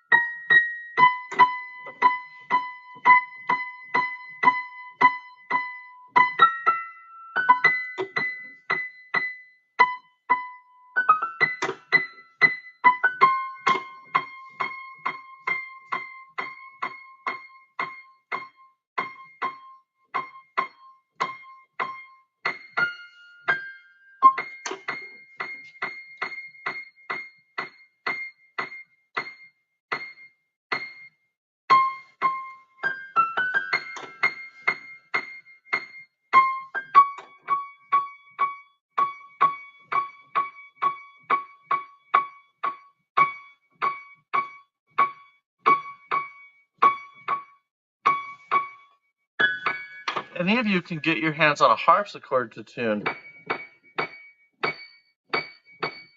You know, one with multiple choirs, with an 8-foot choir and a 4-foot at least, so 2 choirs of strings, because then you have to tune those together, and it's a great practice for hearing high treble and making it pure. Tuning a piano will be easy after that, because those high 4-foot harpsichord strings, you barely breathe on it, and it changes pitch. You can have a lot more control with this.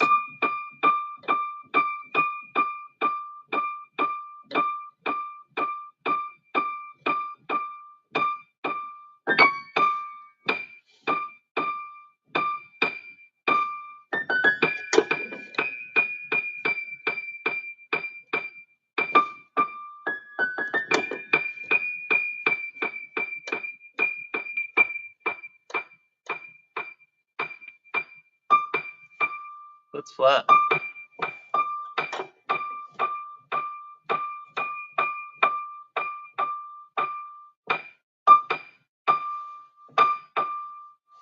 Sometimes some of these treble notes will sound like they're pure when you hit it with the octave, but you got to play them separate, because sometimes you can be fooled and it'll be really flat, like I just was.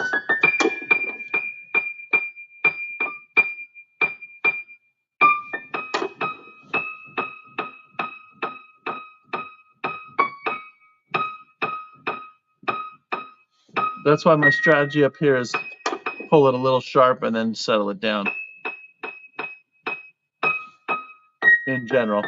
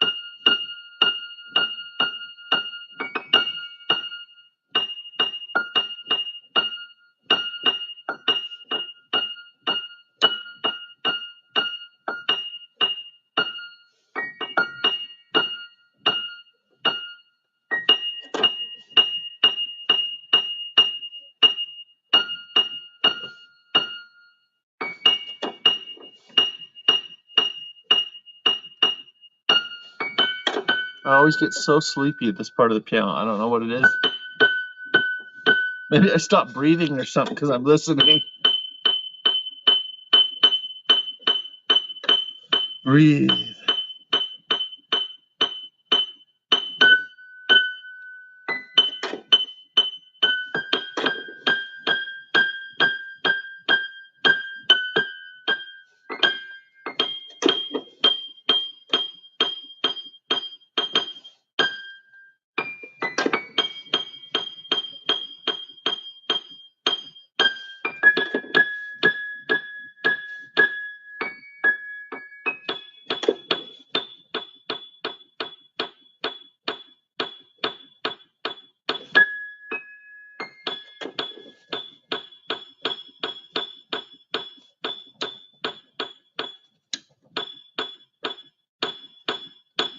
These pins are tight enough in the new pin block that when I actually do have to move the pin, I really have to.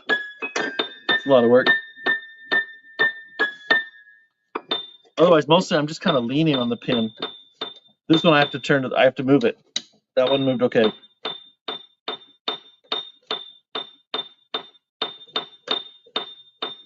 They'll smoothen out and loosen a little bit over time. But the goal is to have it be smooth and not too loose for 50 years to come.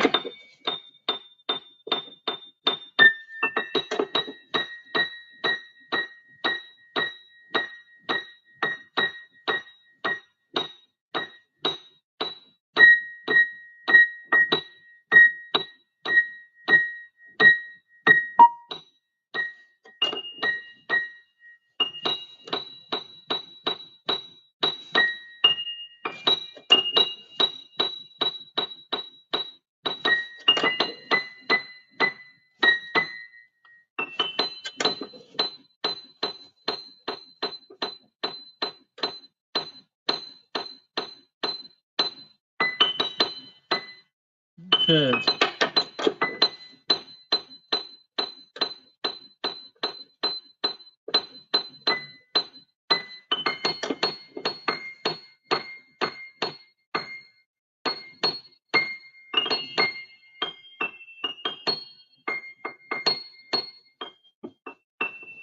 I can't see the strings because of the bar here, but I usually try and feel them by just running the mute along them, kind of flipping the mute along the.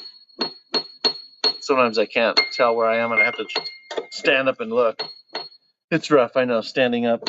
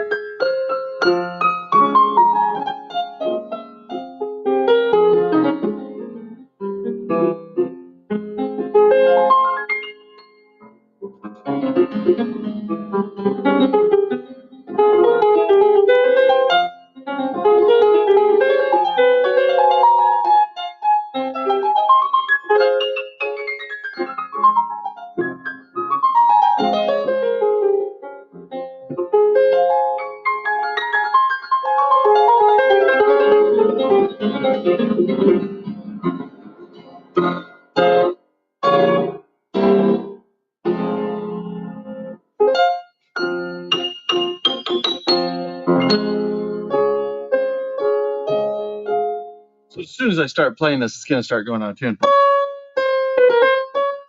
My goal isn't to have the perfect tuning right now.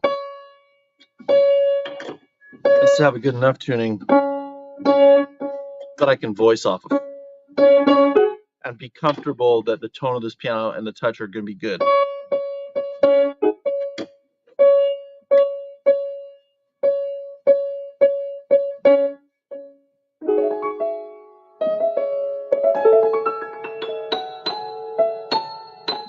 It'd be nice if it stayed perfectly in tune, but it's not going to for sure. Okay, let's see. Here's a question. Okay, we've got Christian Z. How often do I have to do this? If you're referring to tune pianos or rebuild pianos. I mean, I've got, a lot of Steinways there on deck that we're rebuilding. One old Kanabi, so a lot every day. And we put a lot of new actions in. I prep a lot of new pianos, and the process is the same. It's just maybe a little more. It's faster with a new piano because it's already been done once, and you're just kind of checking things, refining it. But it's yeah. So how often do I do this? A lot, right? And then Mark asks, how do you adjust let off in grand pianos? I like to, when I'm starting from scratch, I like to use a magnet strip. Let me show you.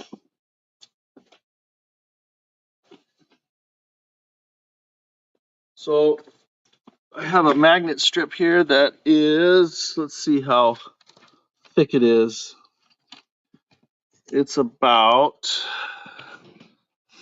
let's see, let me turn on my other camera too. Let's see. Well, no, it's nice to have a big view, right?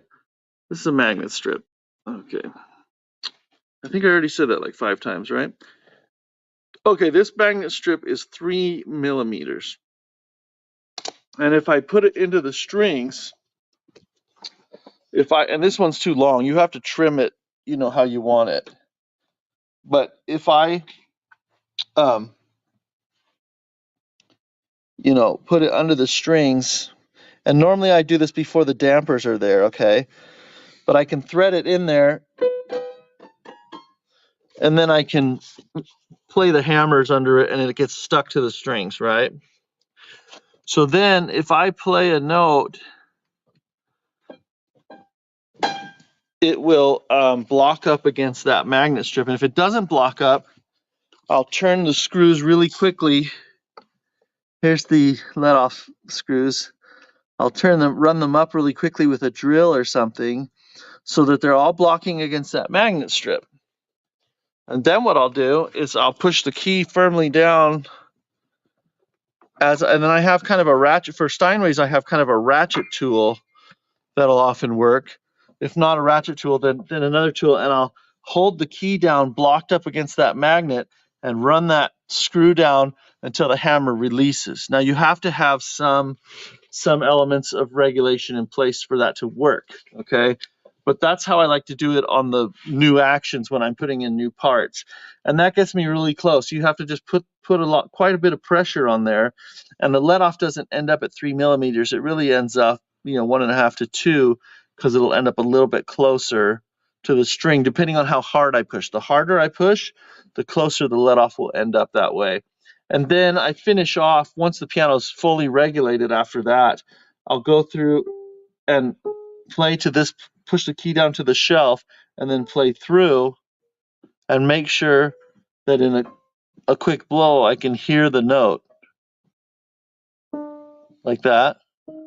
But then in a soft version that I make sure that I can't hear the note. So between those two, soft and harder. So that's how I like to set let off. And if you're, wondering in general about how, how do you do it? There's different ways, but that's one way that I like. I like touch and feel, and then I can look from the side of the string, over here with my head to just kind of confirm how far it looks. And you also train your eye to know, okay, what does 2 millimeters look like from the string or so, and yeah. So that's how I set it. Good question. If I didn't answer what you were getting at, let me know, and I'll keep going on that. But I should probably pull that magnet out of the piano. So, and you can cut, easy, just scissors for the bass section. It doesn't stick to the bass section as well because all the copper is not magnetic. But if you're careful and you have a small strip, you can still do it in the bass section.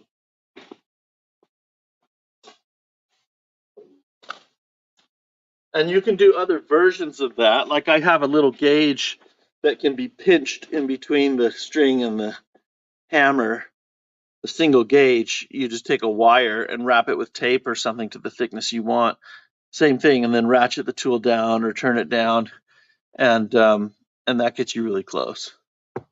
Oh, good. Mark says I answered the question well, so I must have understood what you're asking, or you're being generous, which I appreciate either way. So, all right, we're gonna start voicing this piano. Okay.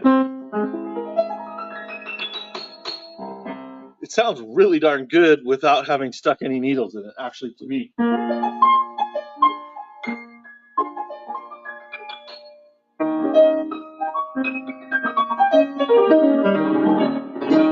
But there are certain ranges that are a little harsh,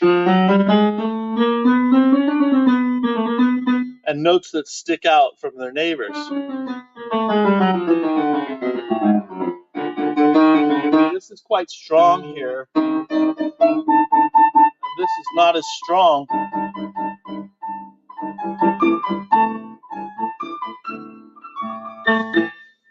On this piano, honestly, the evenness is pretty close, and that was just from doing strips of hardener.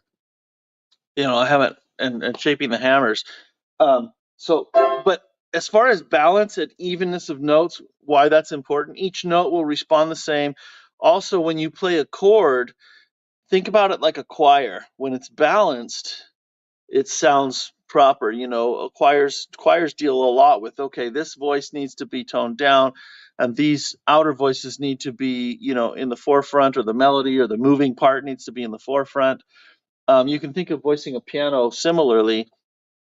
And also, when it's even, you get a synergistic effect where the piano feels neither bright nor dead, but it feels whole. I don't know how to say it other than that. But the first thing we're going to do is we're going to voice for the Uda Corda pedal. Okay. I want to get that kind of out of the way. And this piano has been aligned so that when we push, this is opposite. If you watched the work on the D the other day, I preserved the alignment they did in the factory, which required that this hammer would miss the left string when the left pedal was depressed. On this piano, it's not that way. I've set it on purpose. I've aligned the hammers, and you can see my carbon fiber marks. I've aligned the hammers so that the strings hit more centered in the hammer. Okay, let's see, get the lighting I want. Oh, that's kind of tricky. Okay, they're centered anyway. Just believe me if you can't see that very well. And so there's more felt on the left side. So when it shifts over that way, when the action shifts when I push the left pedal, it's probably not going to miss. We need to set it so it doesn't miss. And so what I need to do then is I need to, sorry, the hammers are so white, the camera's just blowing them out. You can't see the marks as well, but there's some marks on there. Okay, so we need to needle where that's going to be shifted. Now, I don't have that marked. I would like to mark where that is, okay? So I'm going to get out carbon paper and do that.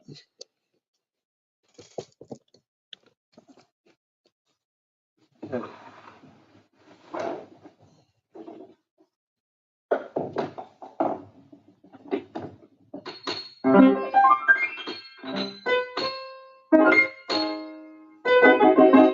Carbon paper. I'll use the same piece we used on the Steinway D the other night. Not all carbon paper is created equal. This ink transfers really well. It's the older style, for like typewriters and things. It works really well. And sometimes you can go in an office supply store now and find something different, and it doesn't transfer the ink very well onto the strings. So you might need to get online and order, something that does work. And this is cheaper anyway. But I'm going to go ahead and I'm just going to put some ink on the strings by hitting it up in the normal position of the action, okay?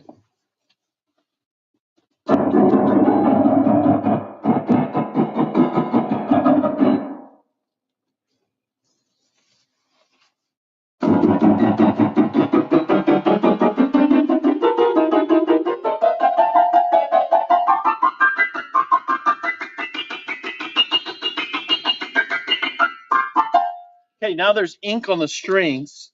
Now I'm going to check to see how far it's shifting over when I hit the left pedal. Okay, and I'm going to look down here.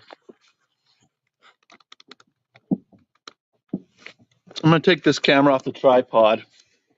I'm going to put it on my little wood block that I have here.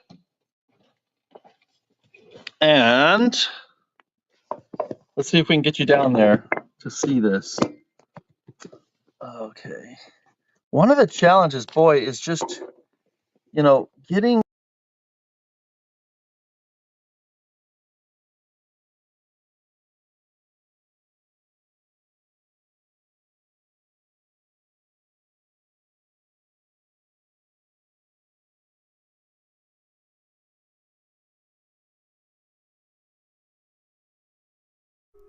Sorry, I just kicked my phone off the stream.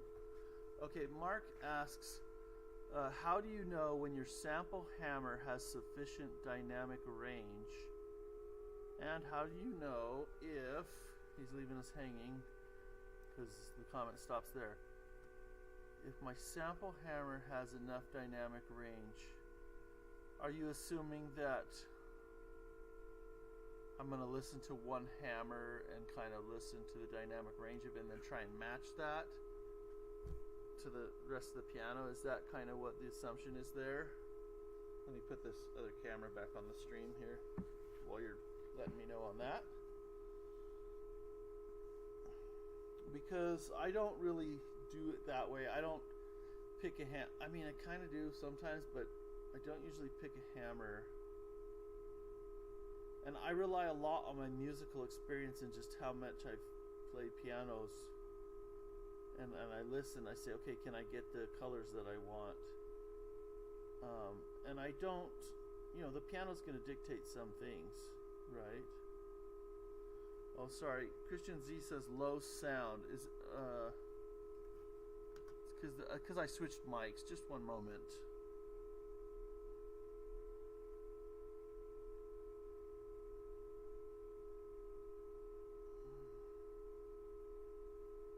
Gonna get this camera back going.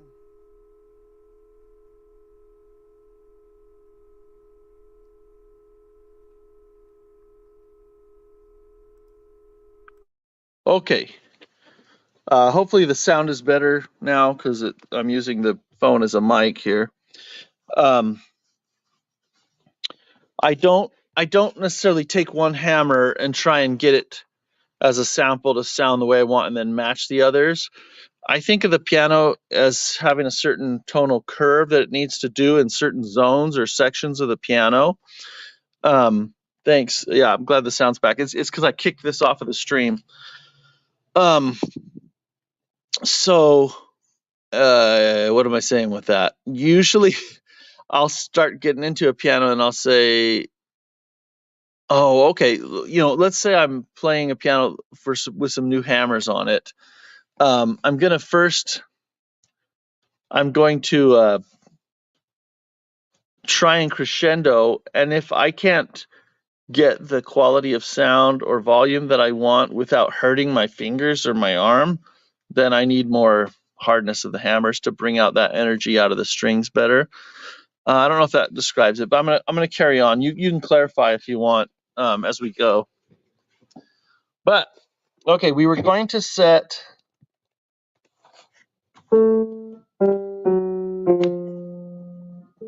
I'll just hit a hammer somewhere in here.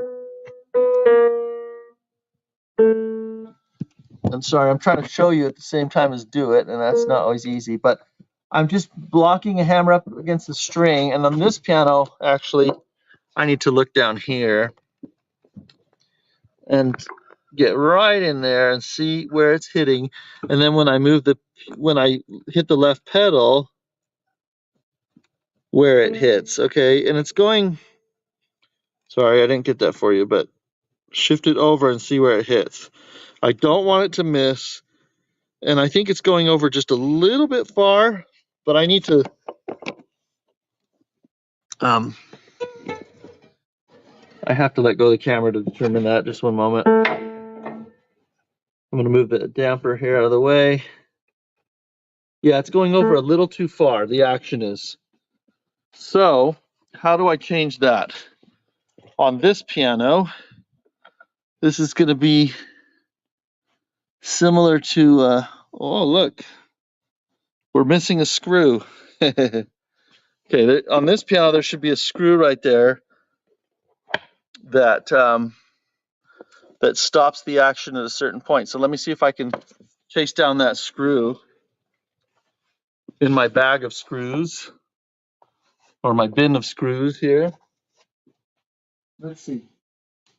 Oh, Christopher has a question about tuning. Let me go ahead and answer that, or think about it while I go get my screw. Uh, when tuning unisons, he says, when tuning unisons, the pitch goes flat when all three strings are tuned together. One string is perfect, then I tune string 1 and 2, then add string 3. Now they're flat together. That's been a documented thing. It's tiny difference. To me, in practicality and tuning a piano, it doesn't play a role. I don't find it to be a problem. I'll tune one string, and if it is a problem, if it is, if I go back and I play the octave after having tuned all three strings and it sounds flat or I don't like the sound, then I'll just tweak it up again.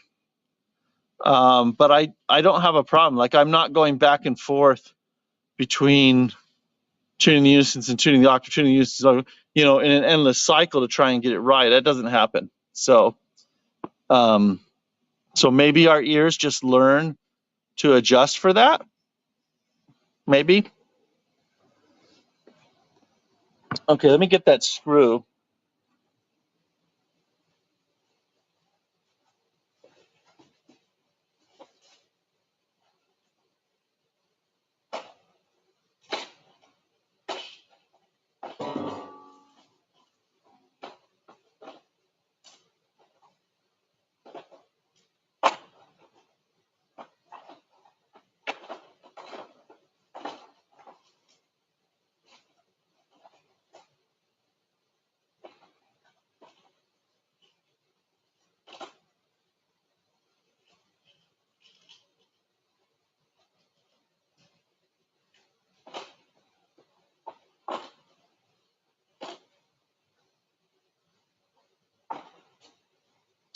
I don't know where that screw went to. I'll be right back though.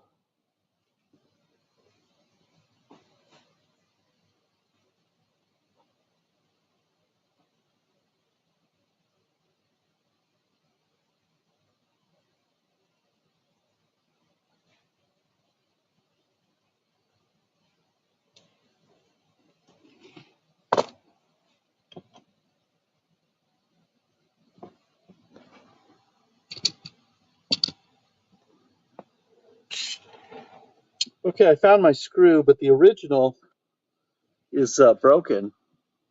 And I think it was that way when we took it out of the piano. It only has half a head. Can you imagine life with only half a head? My goodness. So I'm gonna try and find a replacement in my bucket of handy screws. It's important that it be flat, that it be flat on the top, but other than that, it's not too critical what I use.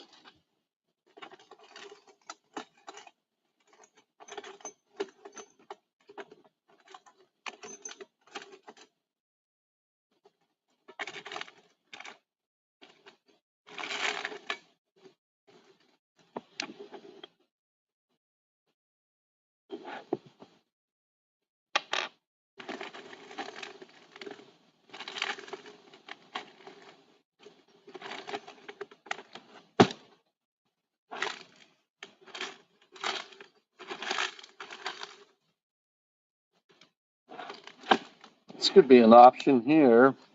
This type here could be an option. The hole is the right size already. I just need to rethread it. I'm going to get some screw wax. Oh, here's some beeswax.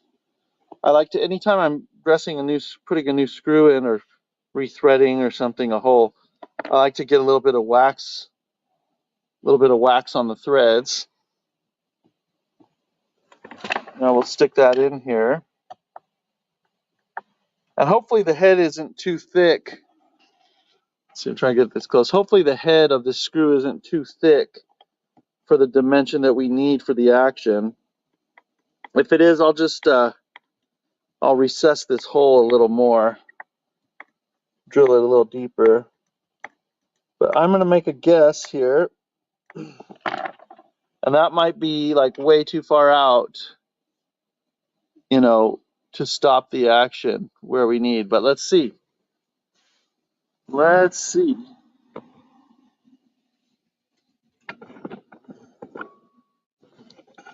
So if I just stick this in here, I can't even stick it in there.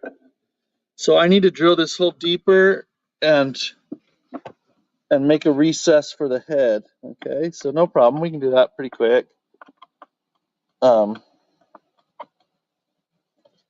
I think we can. There's a little drill bit right here.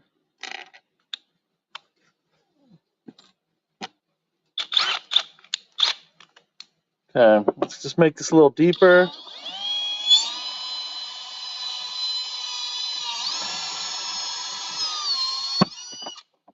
Okay.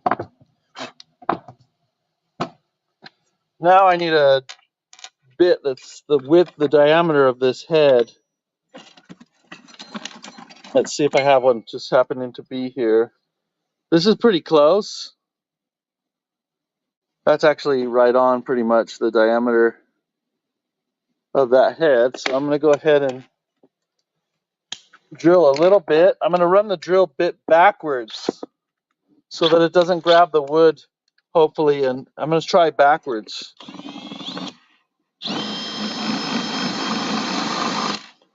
So it's a little cleaner job, and see if that head goes in there better. Almost flush. Okay, now I'll run it forwards a little bit.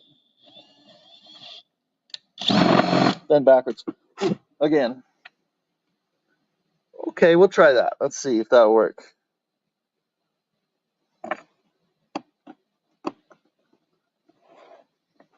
Okay.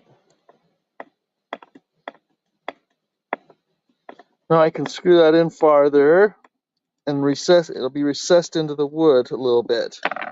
There, so now it just barely sticks out. Let's try that. Okay. Yay, it goes in. And I'm looking here where we can see that contact, and the action moves over to hit it, okay? Now I'm going to check how far that goes with the hammer. Okay, it's just over a little too far. It's about the same as what it was. So I'm going to just run this screw, just run it out just a little bit. Okay. Just a little bit. Now let's see. Oh, too much. It doesn't take much when you have a screw with big threads, it doesn't take much adjustment, right? Which I like, actually.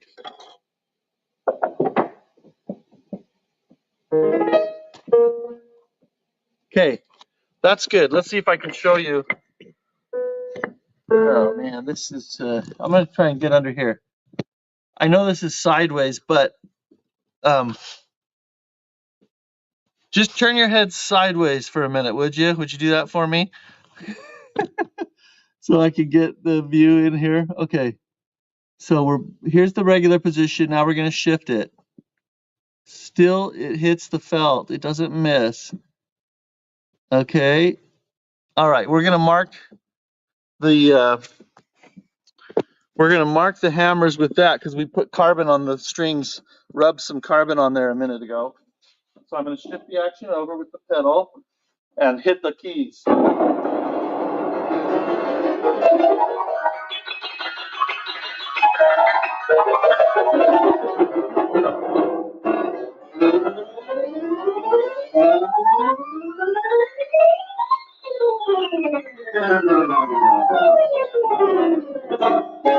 Okay.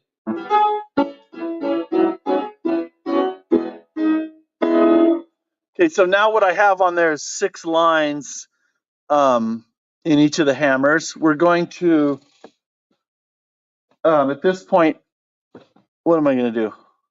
I just want to show you the difference in sound right now, currently, before we needle. Okay, so here's the regular position.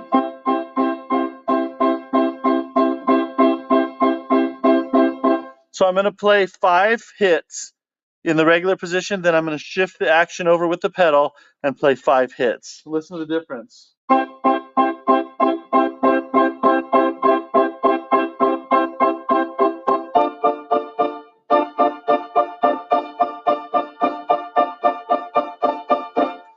The shifted position is actually brighter right now because there's more of a crust of hardener. So there's not, so this is not, there's no difference. I don't have a soft pedal, right? I don't have an unicorda pedal. We're going to create that right now by needling that position that we marked. Christopher says, just think it's fascinating. Oh, he's talking about the phenomenon where the 3 strings, if you tune one string to a certain frequency of a unison and then you tune the other 2, the 3 together will be lower in pitch, a tiny, tiny, tiny bit. And he was wondering if that's a problem, you know. It is interesting. I think it's interesting to note for sure. And then Christopher says, this is really good slow TV. Thanks. Thanks for that. Slow.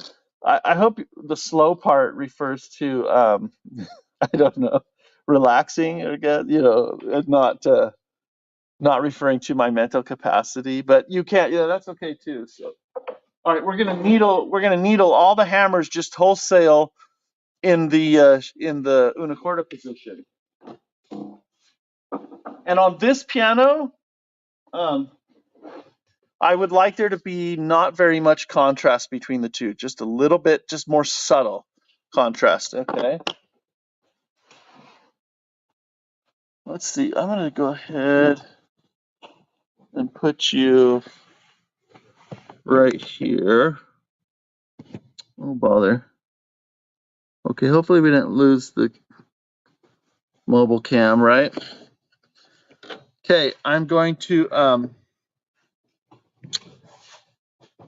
make a solo view here so you can see the image a little bigger where I'm needling. Okay, there we go. Okay, so here's an area of the piano where there's 2 strings, but we have 4 lines. Okay, which set of lines are we supposed to needle? Do you remember? So the action shifts over to the right. So the set of lines to the left are our needling target. Okay, and I'm going to let's introduce this back out and go a slightly different mode maybe here so we can get in a little closer. There, that's better. Okay. That's not bad, huh, for picture quality? Slow TV because every little camera edit has to be done. Anyway, I'm just gonna roll across it once and not very well, maybe I'm lying a little bit. I'm gonna do a little bit of taps after that just to make sure there's not a hard spot. But mostly one roll over the string groove, okay? Now there's already going to be less contrast between the normal action position and when you push the pedal, the unicorda pedal or soft pedal, because it's not missing the string. It's still hitting it.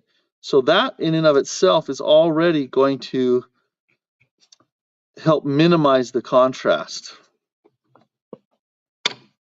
For some musical settings, we'd want to maximize contrast, right? But I don't like it when it sounds like too much of a different piano, you know, when you push the pedal. And the really, really good pianists that I know and work for have said the same thing. So I go with that. I think they've probably pushed me that direction. I said I was going to do one roll. I'm really kind of doing two little pushes.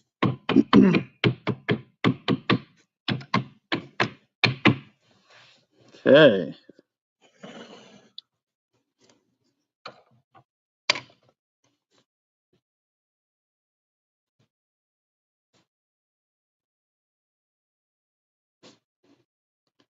See, I like to make the marks because it gives me a clear, exact target of where I want to hit. I don't have to hit all over the hammer, hoping I'm going to hit the spots that are responsible for the tone being too harsh, and I don't have to affect the normal position as much because it's a more targeted approach.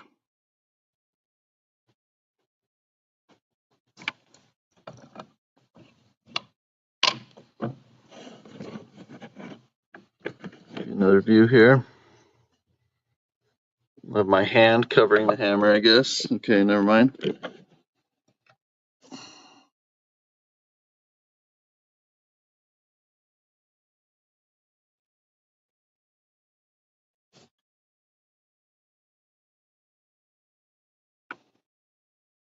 These hammers were also shaped really, really well. And I can say that because I didn't do it. One of my associates here did it. One of my technician partners here. And he did a really great job. His name's Taylor. You might meet Taylor future stream episodes. He's a little more shy than I am.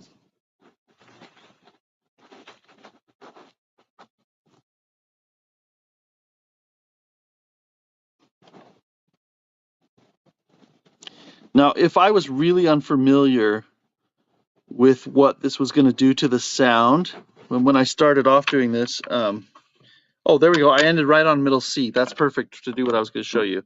I might pull it out at this point.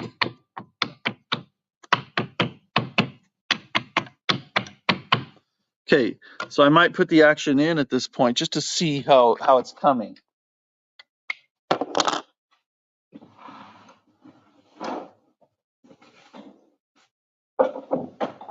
So I needled down in this base area. So let's see. Christian Z says, say hi to Taylor. I will do so. Do you know Taylor? Anyway, I will say hi to him. Okay. So, all right.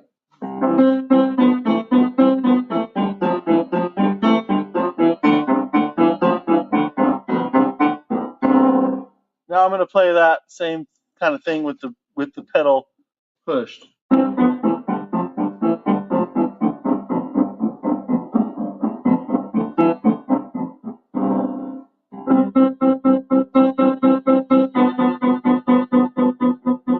Okay, I'll do the same thing. 5 hits without the pedal, 5 hits with.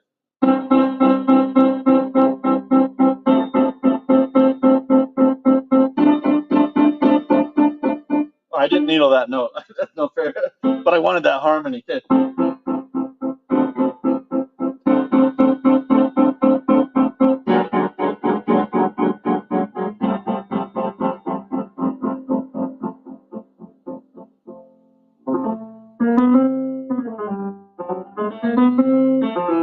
Now we have contrast. Now we have a functioning soft pedal or unicorda pedal.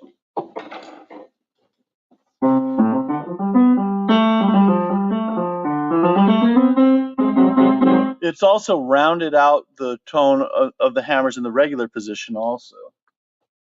Okay. So I'm going to keep on needling.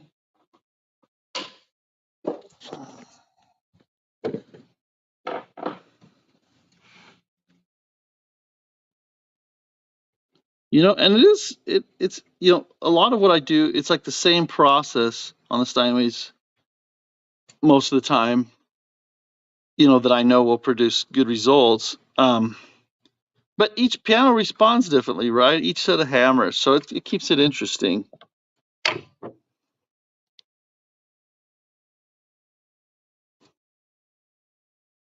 And I like how this piano now, it's more subtle. Just makes people lean in a little bit to what you're playing. And there's no weird sounds or weird colors that I'm getting from it that would be distracting, like pinginess or anything like that. Okay, I think I might have needled the wrong groove on that one. Whoops. It'll be all right. We have ways to fix things.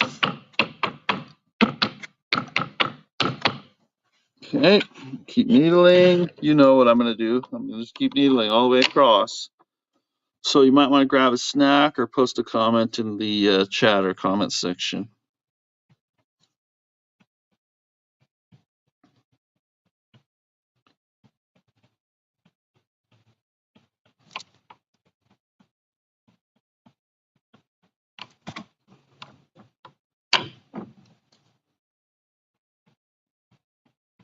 I have to say, I'm very excited and glad that people value this stream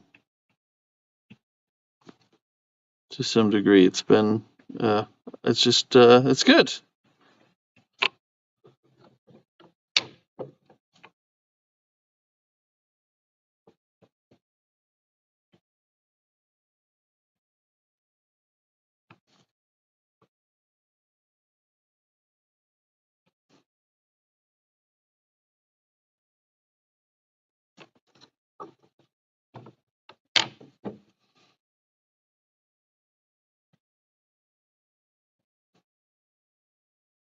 On these hammers, I could really feel they're more dense, which is what we need to make the sound balanced on these pianos. So the needle automatically doesn't go as deep on these. Just, I could be pushing the same as I did on the lower, or even harder, and it doesn't go down as much, which is what we want here. Okay, we're gonna switch sides here.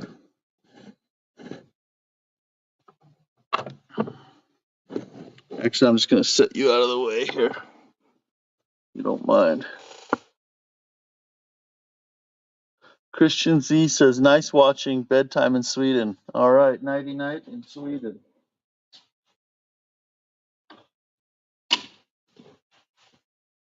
Okay.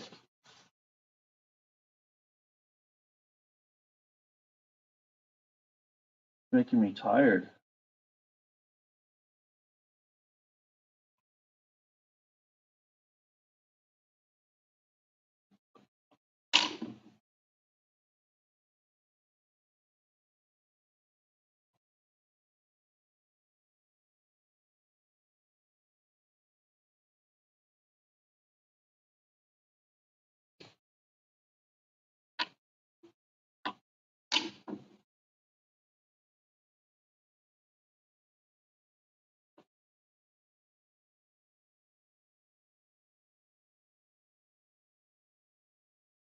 Hey.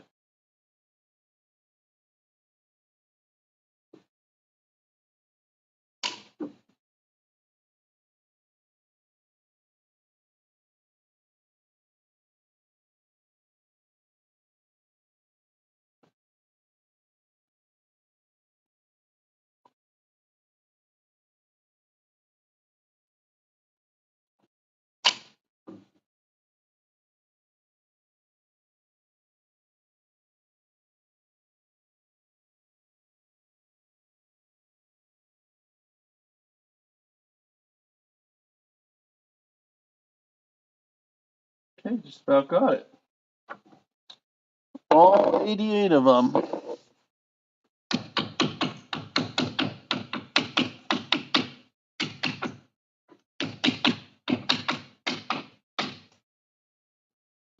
Working out.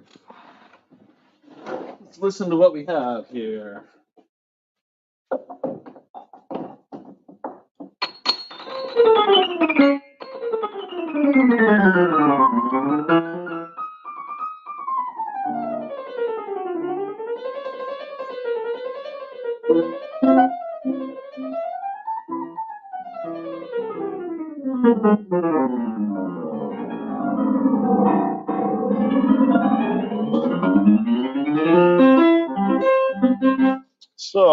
we've got,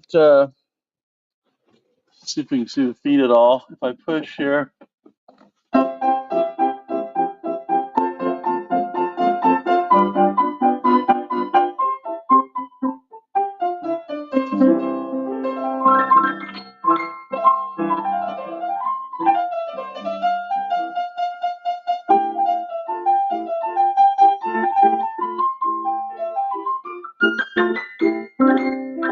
so we can touch that up later with the unicorda voicing.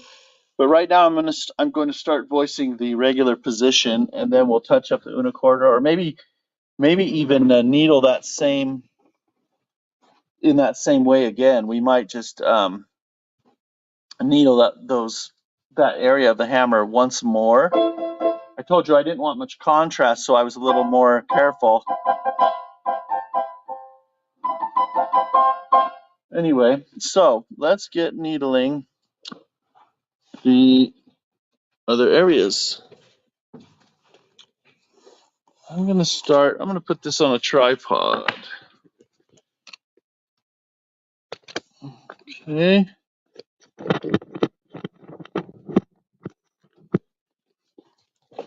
And we're going to start listening and needling. So I like to use my single needle tool.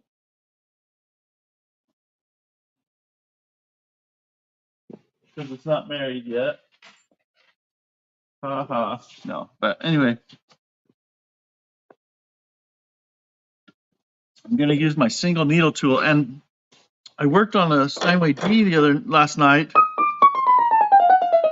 and we did a lot of work in here because those notes were really bright and harsh and noisy. This piano, that's not the case. It's pretty close to where it's going to end up, but down here is there's more bright things.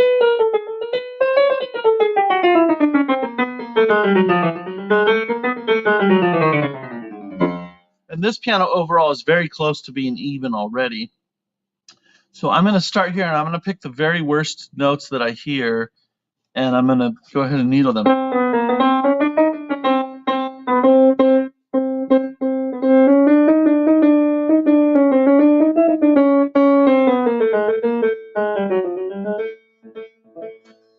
Gotta start somewhere. Take the plunge. Just poking right in the center.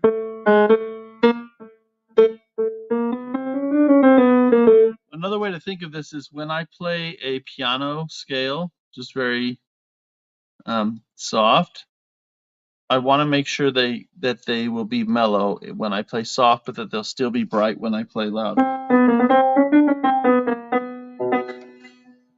So I can play the scale a little softer.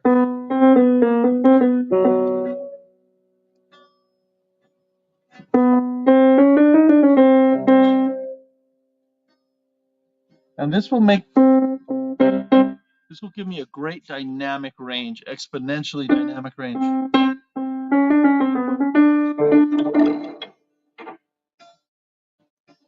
There's two ways to give access to more dynamics.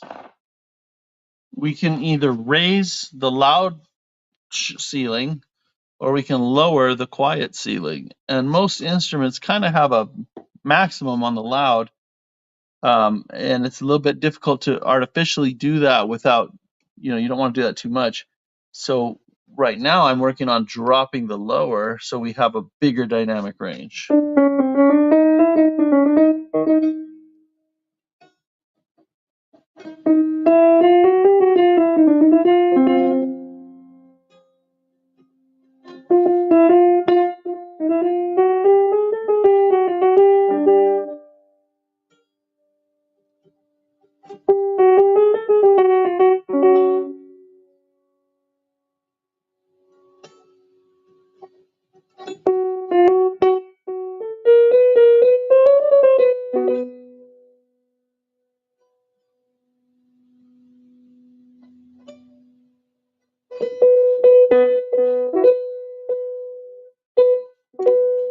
Still have to fix dampers on this. We'll get to it. I promise.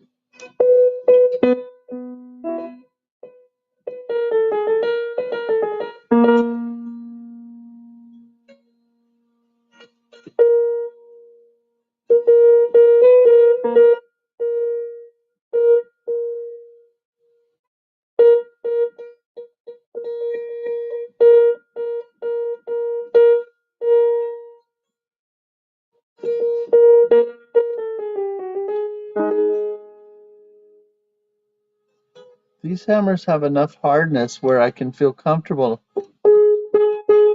needling to get a different tone color without killing the power of it.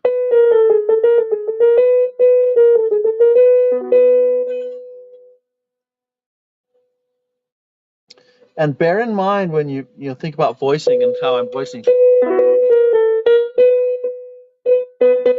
I want the piano to sound good right now. I don't want to say it's going to sound good in a little bit, but I also know that all pianos tend to get stronger and brighter with more play over time. So it's important just to be aware of that when you choose how you're going to voice the piano. I could make it so bright that then it would be difficult to maintain, and the voicing won't be as stable.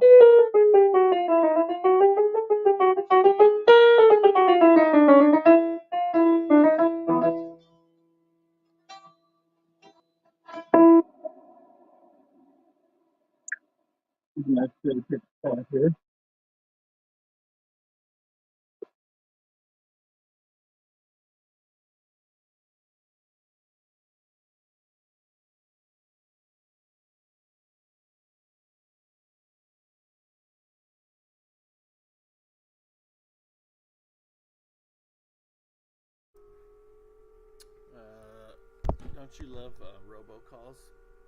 Let me get back on the stream here.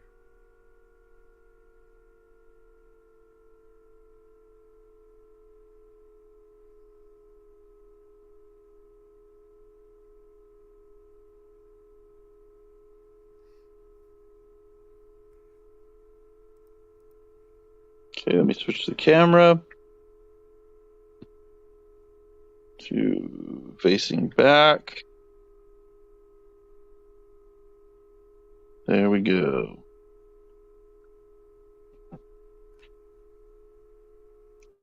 All right, I think we're in business again. Okay. Now, before we were so rudely interrupted by a telemarketer. Okay. Let's see if I can. That's a good one.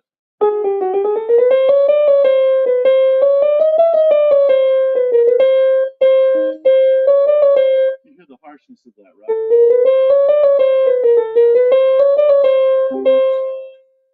Way too harsh, right? I'm gonna really get into this.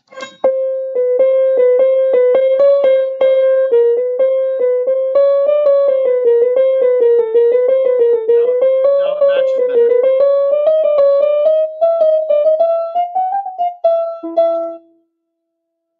Some of these notes don't sound bad, but they're just louder or stronger than the notes around them.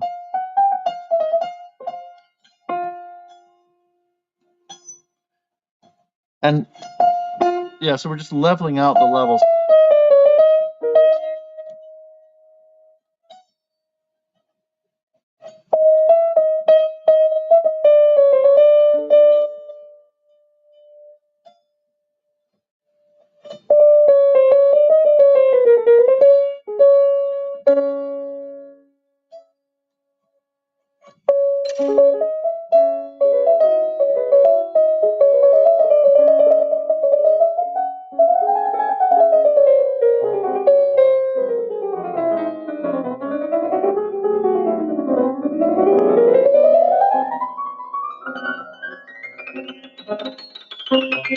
I'm just hearing how when I use the unicorda pedal, now that I'm voicing these other notes down, I'm trying to just listen for, okay, is that now at a lower level than where I have the unicorda voice, which it is in some areas. So I will have to voice the unicorda again after this, but that's okay. Doesn't take that long.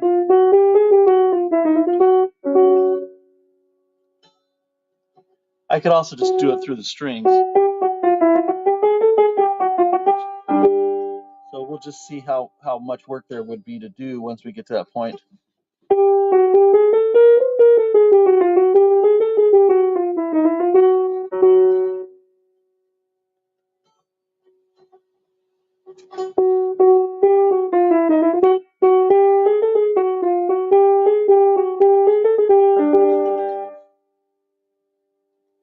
Again, we're just making it similar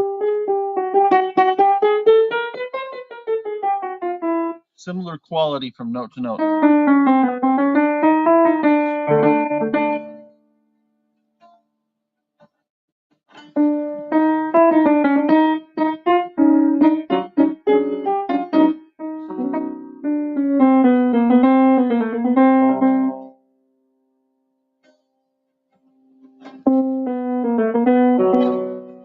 And to make a really big change at this point really only requires one needle in that groove. So we really don't have to do a whole lot to the hammer.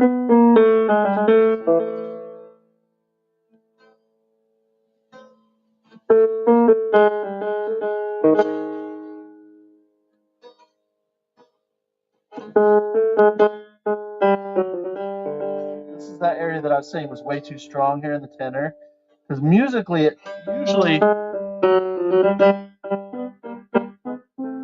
needs to be a little subservient to what's going on above it. But it still needs to have the ability to come where the pianist can voice that melody out if it is down here.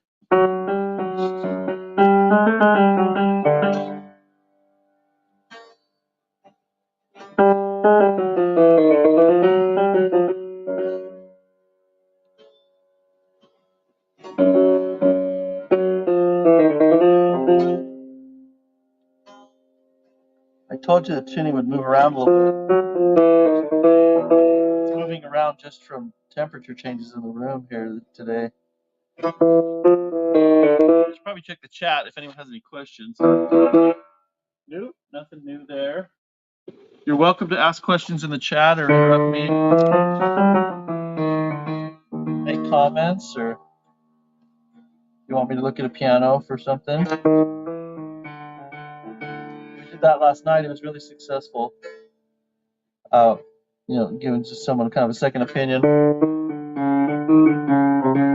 Just advice on where to go with their piano that they were kind of fixing themselves.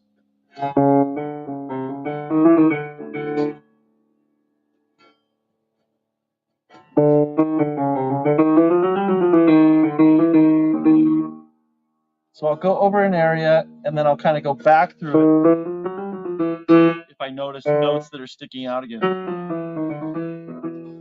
There is a tendency when you first start out doing this to take it too far. So you have to be very careful of that.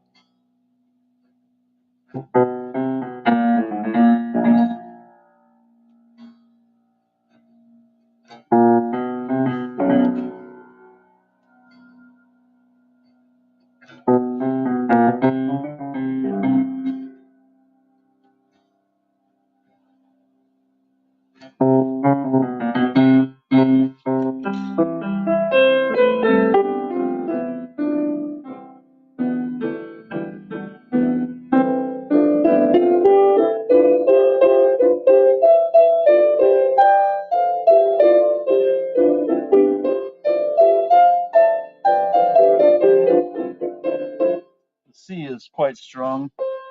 And I'm going to put some needles in this higher C, C5.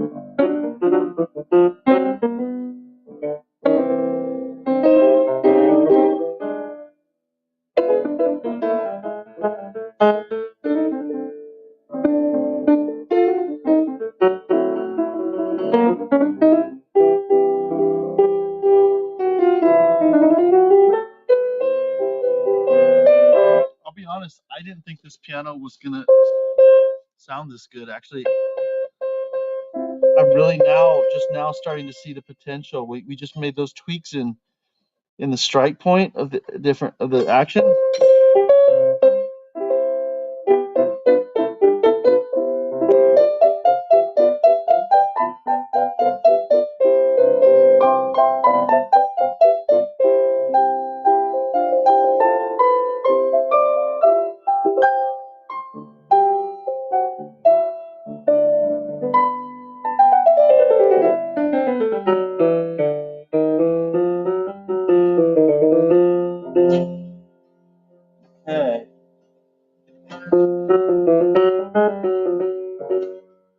continuing to refine here. We've got a thing in the chat here. Bring my mic over with me. Johannes Brahms with us today. That's a treat. That's a rare treat. Thanks for joining. I'm flattered. Johannes Brahms says, it would be interesting if you would show your actual voicing technique along with the tool you're using. Oh, okay. I did that last night in another stream. And I'll do that again. So much of it has to do with how it was built up already. Okay. So we've put some lacquer in the hammers deep. These are New York Steinway hammers. And we soaked lacquer deep down to, let me show you. It's an excellent question here.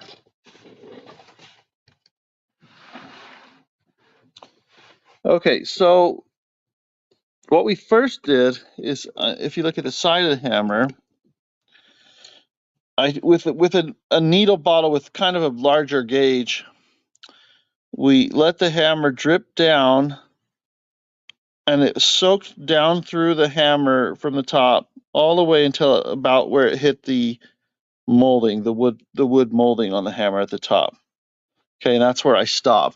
And then, as these hammers, there's hardly anything on the top, so I let it soak into the sides a little bit deeper till about there, and that's important. And then that gives a deep foundation to the tone where you have enough power, and the piano can be kind of monstrous when you play into it really big and have a lot of color, interesting color. And then from there, where I noticed that there wasn't enough immediacy of sound, then we used some Paraloid B72 as in stripes. I kind of striped the whole areas that I needed to strengthen so that those areas would speak out a little easier. And then also the very tail of the bass I also did because it was a little dead. Not dead, but it just wasn't as exciting. Okay, so you do that, and the way it's built up then makes a big difference. So now all we have to do, we also shaped the hammers. Okay, so the strike point is really narrow, right? It's almost like just dots across the top. So, and then we needled the una corda position with just this kind of lightly, and I'm gonna have to do it again. Sorry if you can't see this well. This is 4 needles stuck out, just epoxied into a shaft, into a hammer shank.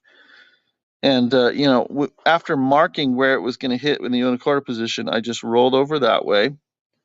And now, when I'm hearing a note that is harsh or stronger or brighter than the others, it has to be stronger and brighter. If it's just brighter, then there might be something wrong with it's not hitting all 3 strings very well.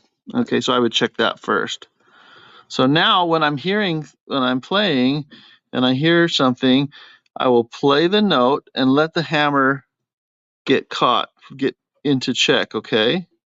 Then I'll stick through and I let the key up a little bit as I push down, and I'll kind of probe and then go right now I'm just kind of going one right into the center and pushing down about halfway, 3/4 of the way down this needle, pretty deep in these hammers that have a lot of felt on the top.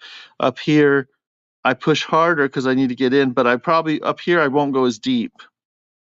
Okay, so that's kind of that's the technique, really.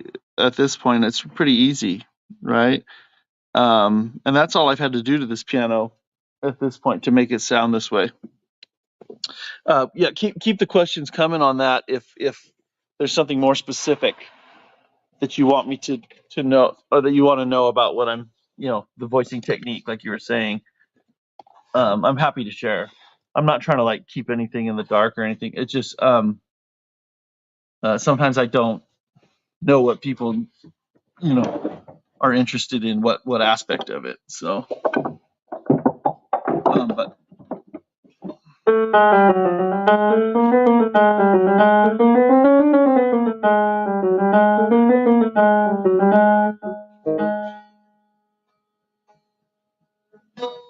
With these hammers, when they're hardened in this way,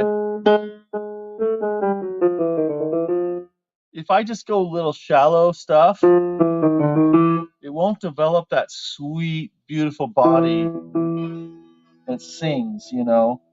So with these hammers, I do have to penetrate deep enough to get the sound I want. Another reason, though, why the piano sings well is because the work we've done on the soundboard and the bridge cap, right, and the new strings. And it was a good piano to work with. The other thing, none of this would be possible. I know it's not the needling technique, but that's not so much what it is. None of this would be possible if we hadn't set the strike point so carefully, the way we've done, and made tweaks till it sounded right. Okay. You can check out, if you didn't see that, you can check out in the previous streams what we did on that. And at the beginning of this one, I kind of gave a rundown.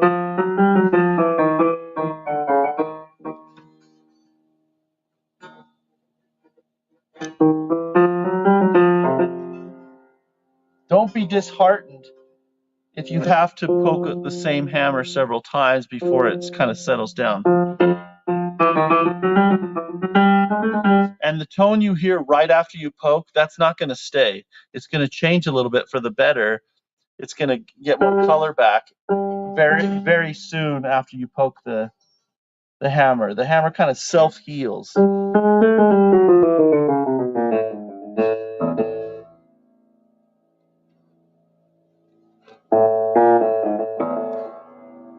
Now on these models of pianos where there's a few wound strings in the tenor, these wound strings tend to always get really, really bright and annoying. So to blend it going over that section can sometimes be a challenge. So you certainly won't, you can afford to needle those a little more. I'm trying, I try and make it so that it's blended so that you don't hear the break in the nature of the strings.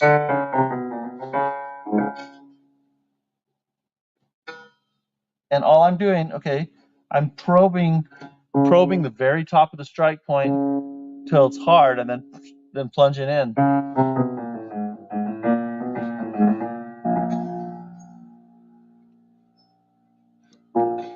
But I'm making sure to stay right at the top of the strike point. If I go off to the sides at this point, I might kill things.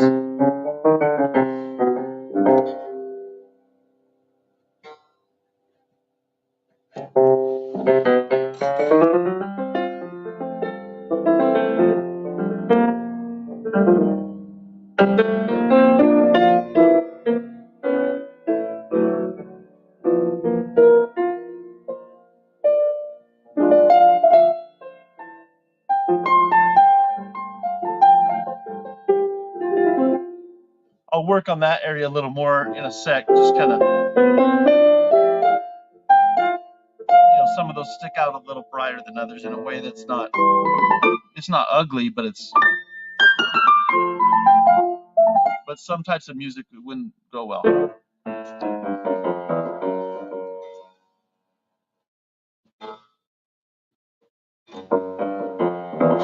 So I'm not sure, Brahms, did I answer the question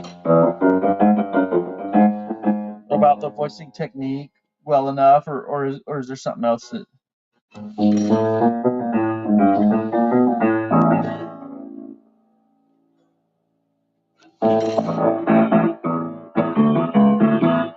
How stable? Okay.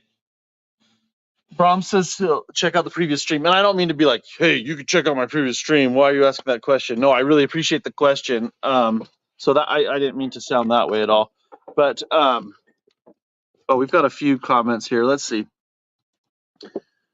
Okay. Is this a 3-bridge A, and do you find any problems voicing the break? Oh, we were just talking about voicing the break. It's not a 3-bridge A.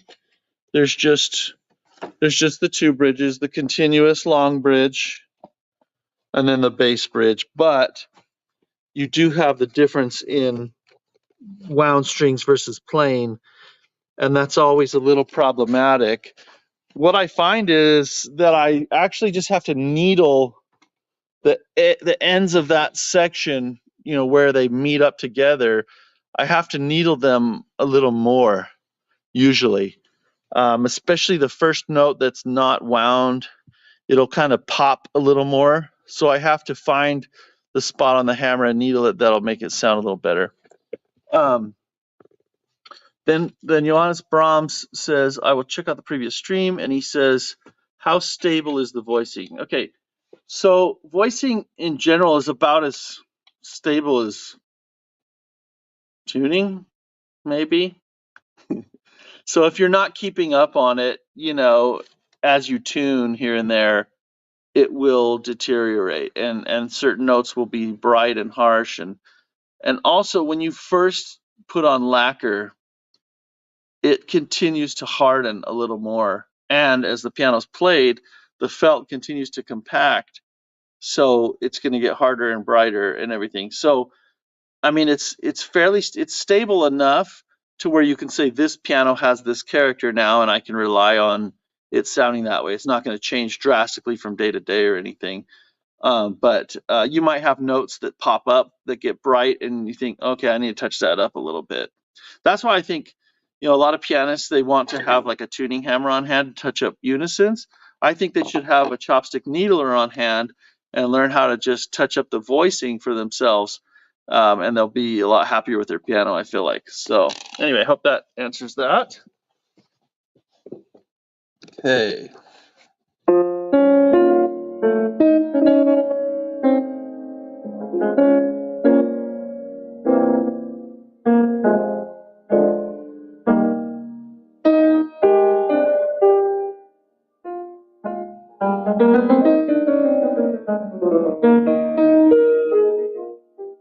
I hope you can hear the color difference too. Okay, to me, here, I'm going to go a little bit on a rant. A good piano, you don't just have a gas pedal that's like, and I'm not talking about the actual piano pedal, right? I'm just talking about how you can control the dynamics and the tone color. You don't just have a gas pedal that's for making it louder and softer, okay? You have another pedal for color, okay? And if it's voiced correctly, to where you can hit with different velocities and different approaches and get varied, great variety of timbres, attack noises, and and articulation. You can get a wide variety of articulations,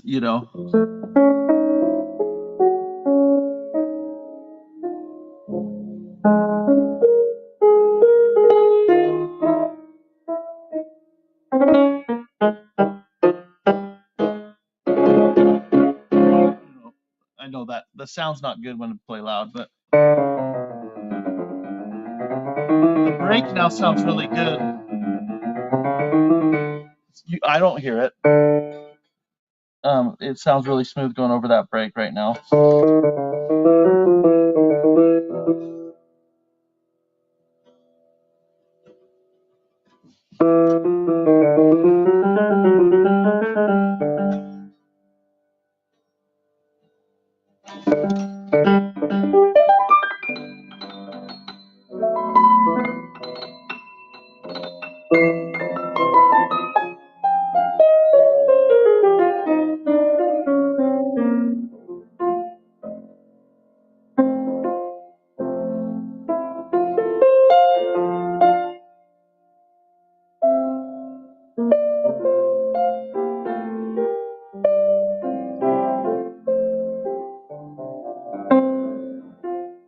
Now this is starting to turn into a piano that I want to sit down and play, right? I would love to have it in my living room.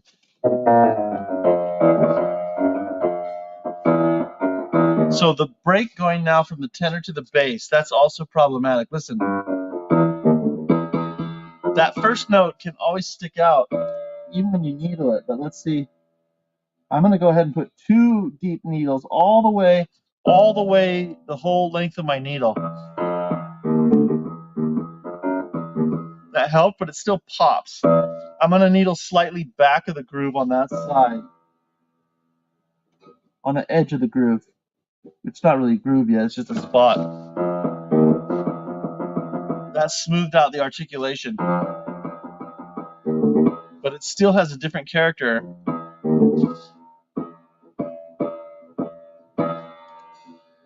So I'm just going to probe for hard spots and needle again.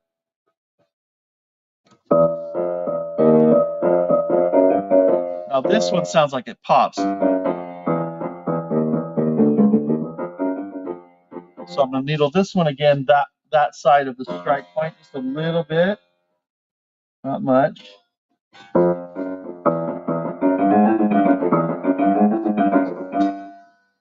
This one came up again. I need to just smooth that out.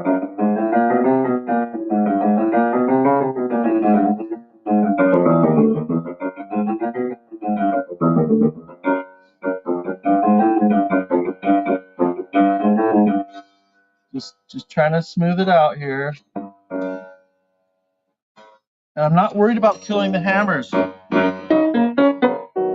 brightness and the power will be preserved in this case.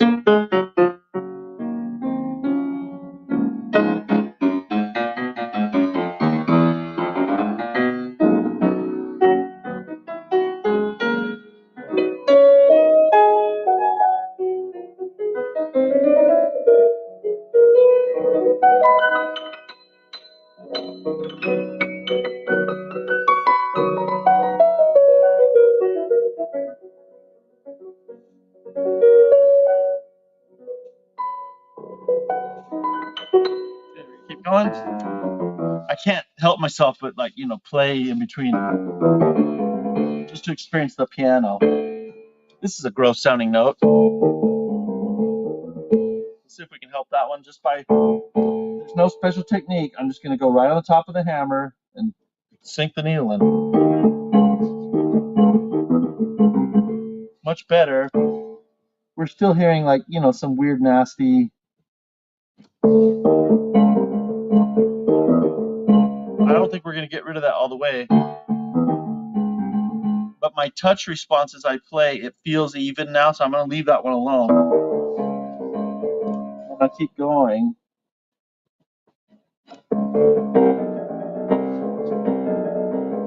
That one's not ugly, it's just louder, but the treatment's the same. Look, it's like penicillin, you know? This is like the cure all, you know, in voicing. Okay, so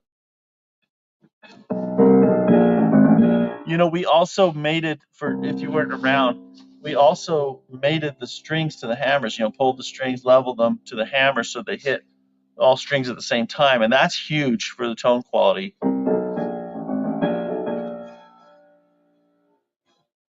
This is just a special piano.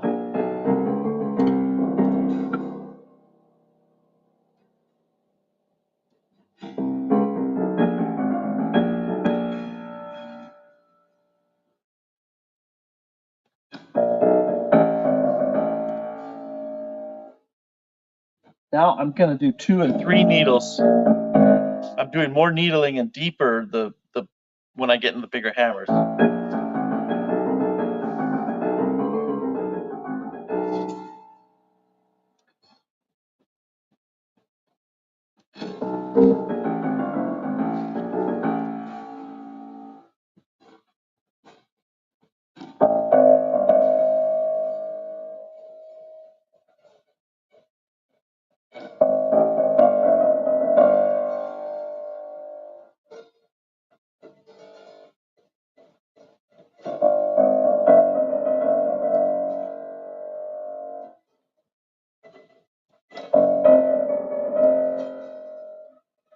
Just going down the line, and if it needs it, I'm doing it. But I'm doing, like, now I'm doing about 3, 2, 3, 4 pokes per string. but I'm going right on the lines that I created. I can see right where the string hits. I'm going right there. I'm not just going everywhere.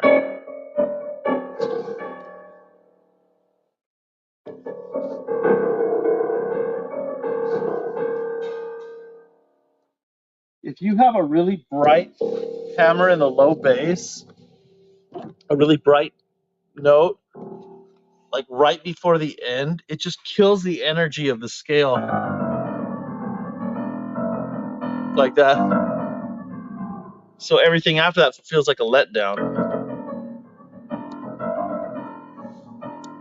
And I realize not all music is scalar, but I voice it in a way to get exciting.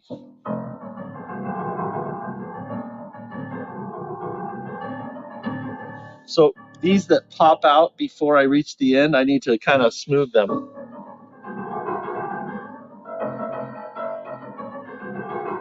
See, those get a little bigger now.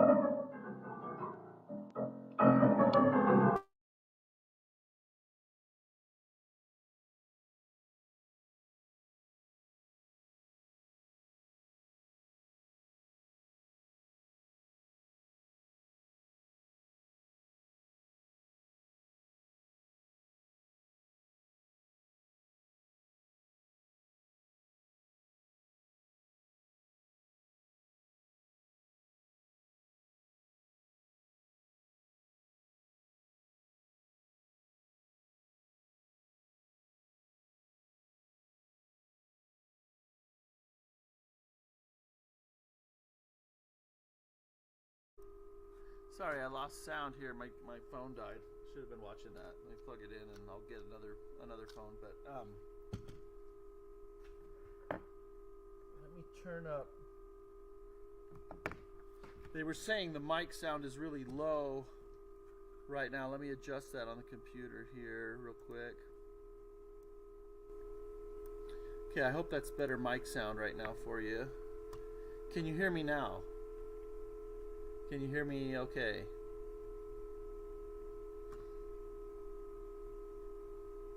Hopefully the sound is good at this point. I'm going to go ahead and address this question. Would you advise using lacquer on a piano that sounds very bright? No, because it's already bright. The purpose of the lacquer is to bring out strength and brightness. So if it's already bright, I don't need lacquer. But if I have a note... Oh, no audio. I should have audio here. Let's see. Does it sound okay right now, though? Sorry, there's a little bit of a delay in our conversation. Just going to type that here.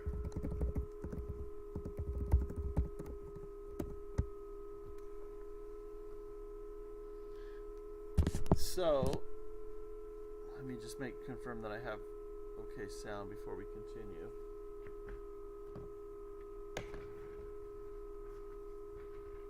Is it loud enough?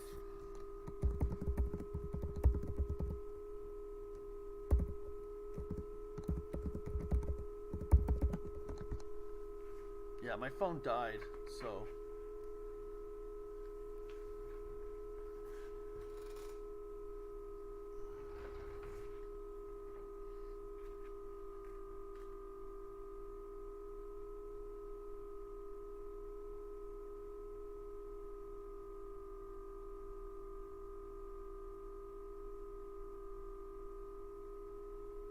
Okay, yeah. Yeah, rest in peace, phone. Yeah, it really died, right? Yeah. I got it plugged in. It's mostly dead. It's not all dead. Okay. So, okay, I just wanted to make sure you could hear me okay before addressing this question because it's a really important one. Brahms says, do I recommend using lacquer on a piano that's really bright? So, but what I'm assuming you're saying is if there's a piano that's generally bright, say we have a Yamaha and it's quite bright, but there's a note that's kind of dead, right? Or it's uneven and some notes are kind of swallowed, some areas are kind of swallowed and others are quite bright. The first thing I would do in that case, instead of adding lacquer, is shape the hammers, file them. Because those hammers are constructed in a way that there should be harder layers, more dense layers of felt already down below, and it's just the sound is just getting choked for some reason. Either the string grooves are kind of fluffing on the sides, or it's been over needled, and shaping it will help bring that up again. But I have had occasions where where a piano's been so over voiced that I would put a drop of something, but I wouldn't use lacquer because lacquer takes a long time to dry and it soaks down, and that's not where I need the hardness in those pianos. It already has it there. I need the hardness closer to the top where it's been compromised, either by needling or some other reason. So that's where I would use the Paraloid B72, and I have a strong solution I keep in my kit. A tiny bottle lasts a long time, and I would just put like a drop on each string groove, one drop, and that'll bring that note up plenty bright, and then I can needle it through and it'll be just fine. So even on the Steinway, once I've deep lacquered once, maybe twice in some occasions, the deep lacquering, the lacquering's done. At that point, I'm just going to use the stuff that dries really fast. And so Brahms is summarizing. He says, so just shaping and needling on a bright sounding piano. Yes, unless after shaping I need to bring something out, then I'll use drops of that Paraloid B72, and I'll write that up here.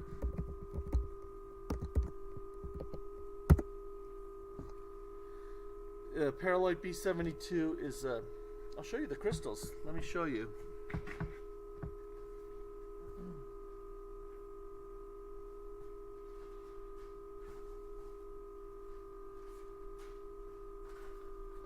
So here's some Paraloid B72, which you can obtain at some chemical depot websites or on eBay for you can get it in bulk. You can get quite a lot for not very. It's pretty cheap. And then it comes in these crystals. Okay. Let's see if I can show you. It comes in these little crystals like this. Okay. And they're just like plastic crystals, and you can dissolve them in really, really high proof, like Everclear alcohol, or you can dissolve them in acetone, and I use acetone. And I'll put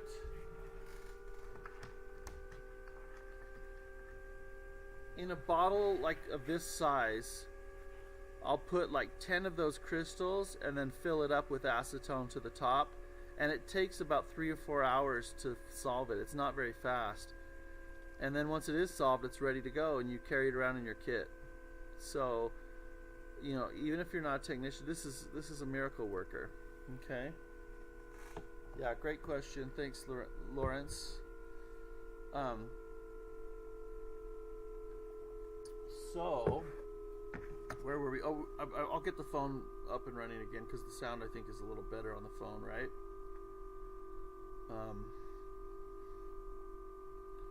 I think I addressed all the voicing questions, though. I'm not afraid to use a hardener on any kind of hammer if it needs it, and and I'm not going to shape one individual hammer or probably never even just a section of hammers.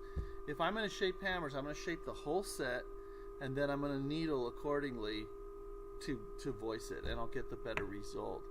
And the hammers will last longer. They'll be easier to maintain. I've seen people file individual hammers, and so what, you get one hammer that's way short, one that's big, and it's a mess. It doesn't look very clean, and I think it's hard to get a consistent tone that way too.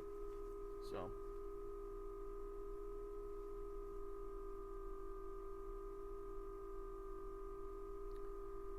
okay, let me get onto the old phone again, a different phone. Alright. Now I have to mute this. Okay, now we have audio on the phone and picture, and we're good for Another 65% of battery here. Okay. So those were great questions about voicing. I appreciate those. I appreciate you participating that way. All right, we're gonna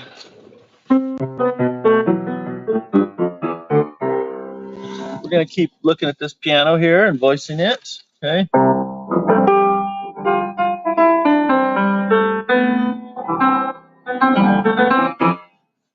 and get this down a little bit. See things. Okay. All right, that's pretty good.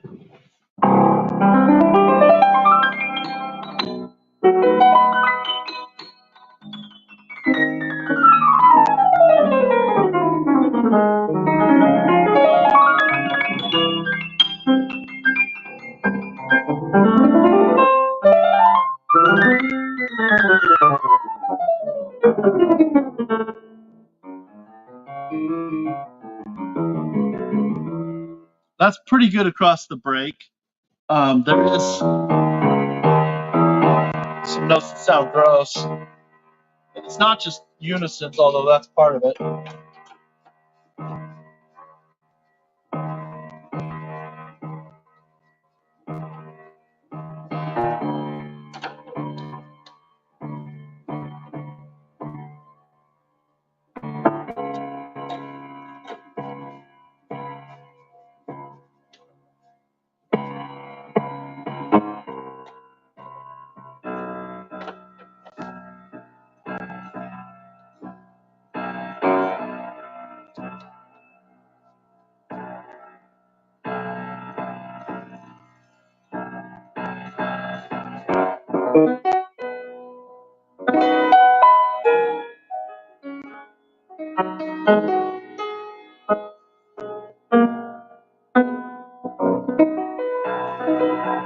Okay. That rattle is some damper issues we'll fix later, but I'm going to continue needling here because it sounded a little gross, especially there.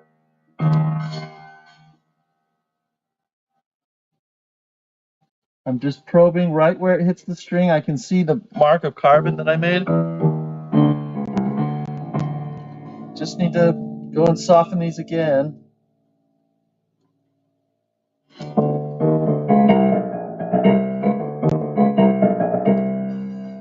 Just like 3 or 4 of these here after the break that's kind of disrupting the sound.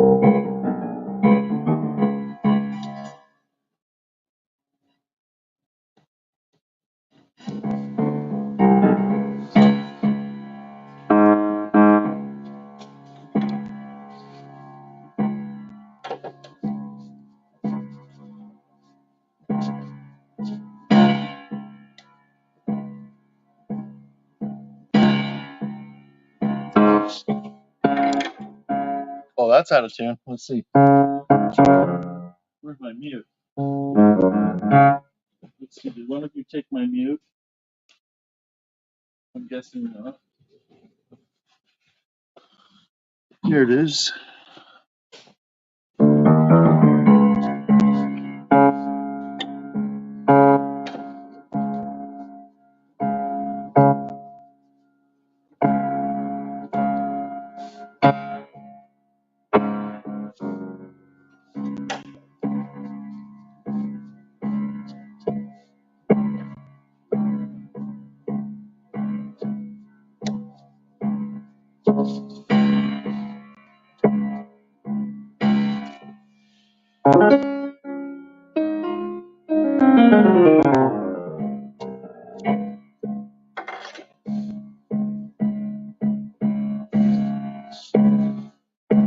So I've identified the left string sounds bad.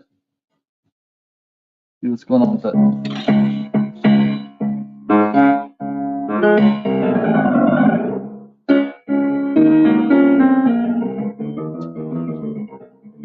With bass strings, you're going to have some that just sound gross sometimes, especially on a shorter piano. And you're not going to get rid of those sounds. But what you're going to do is you're going to bring the level of it down. You're going to voice it down to where it's not noticeable in the softer dynamics. And only when you play louder will that come out. And the result will be a person will hear that and just think, Well, that's a good tone. Okay, I'm going to take 5 here, take a little break, and Lorenz says, great to see you doing live streams. Are you doing that often? Sending best wishes from France. Lately, I've been streaming a lot, and I plan to continue. So thanks for joining in. But I'm going to go ahead and shut off the stream, take a little lunch break, whatnot, and start it again later. Thanks for joining. If you have any further questions, you can put them in the comments on the video after it posts.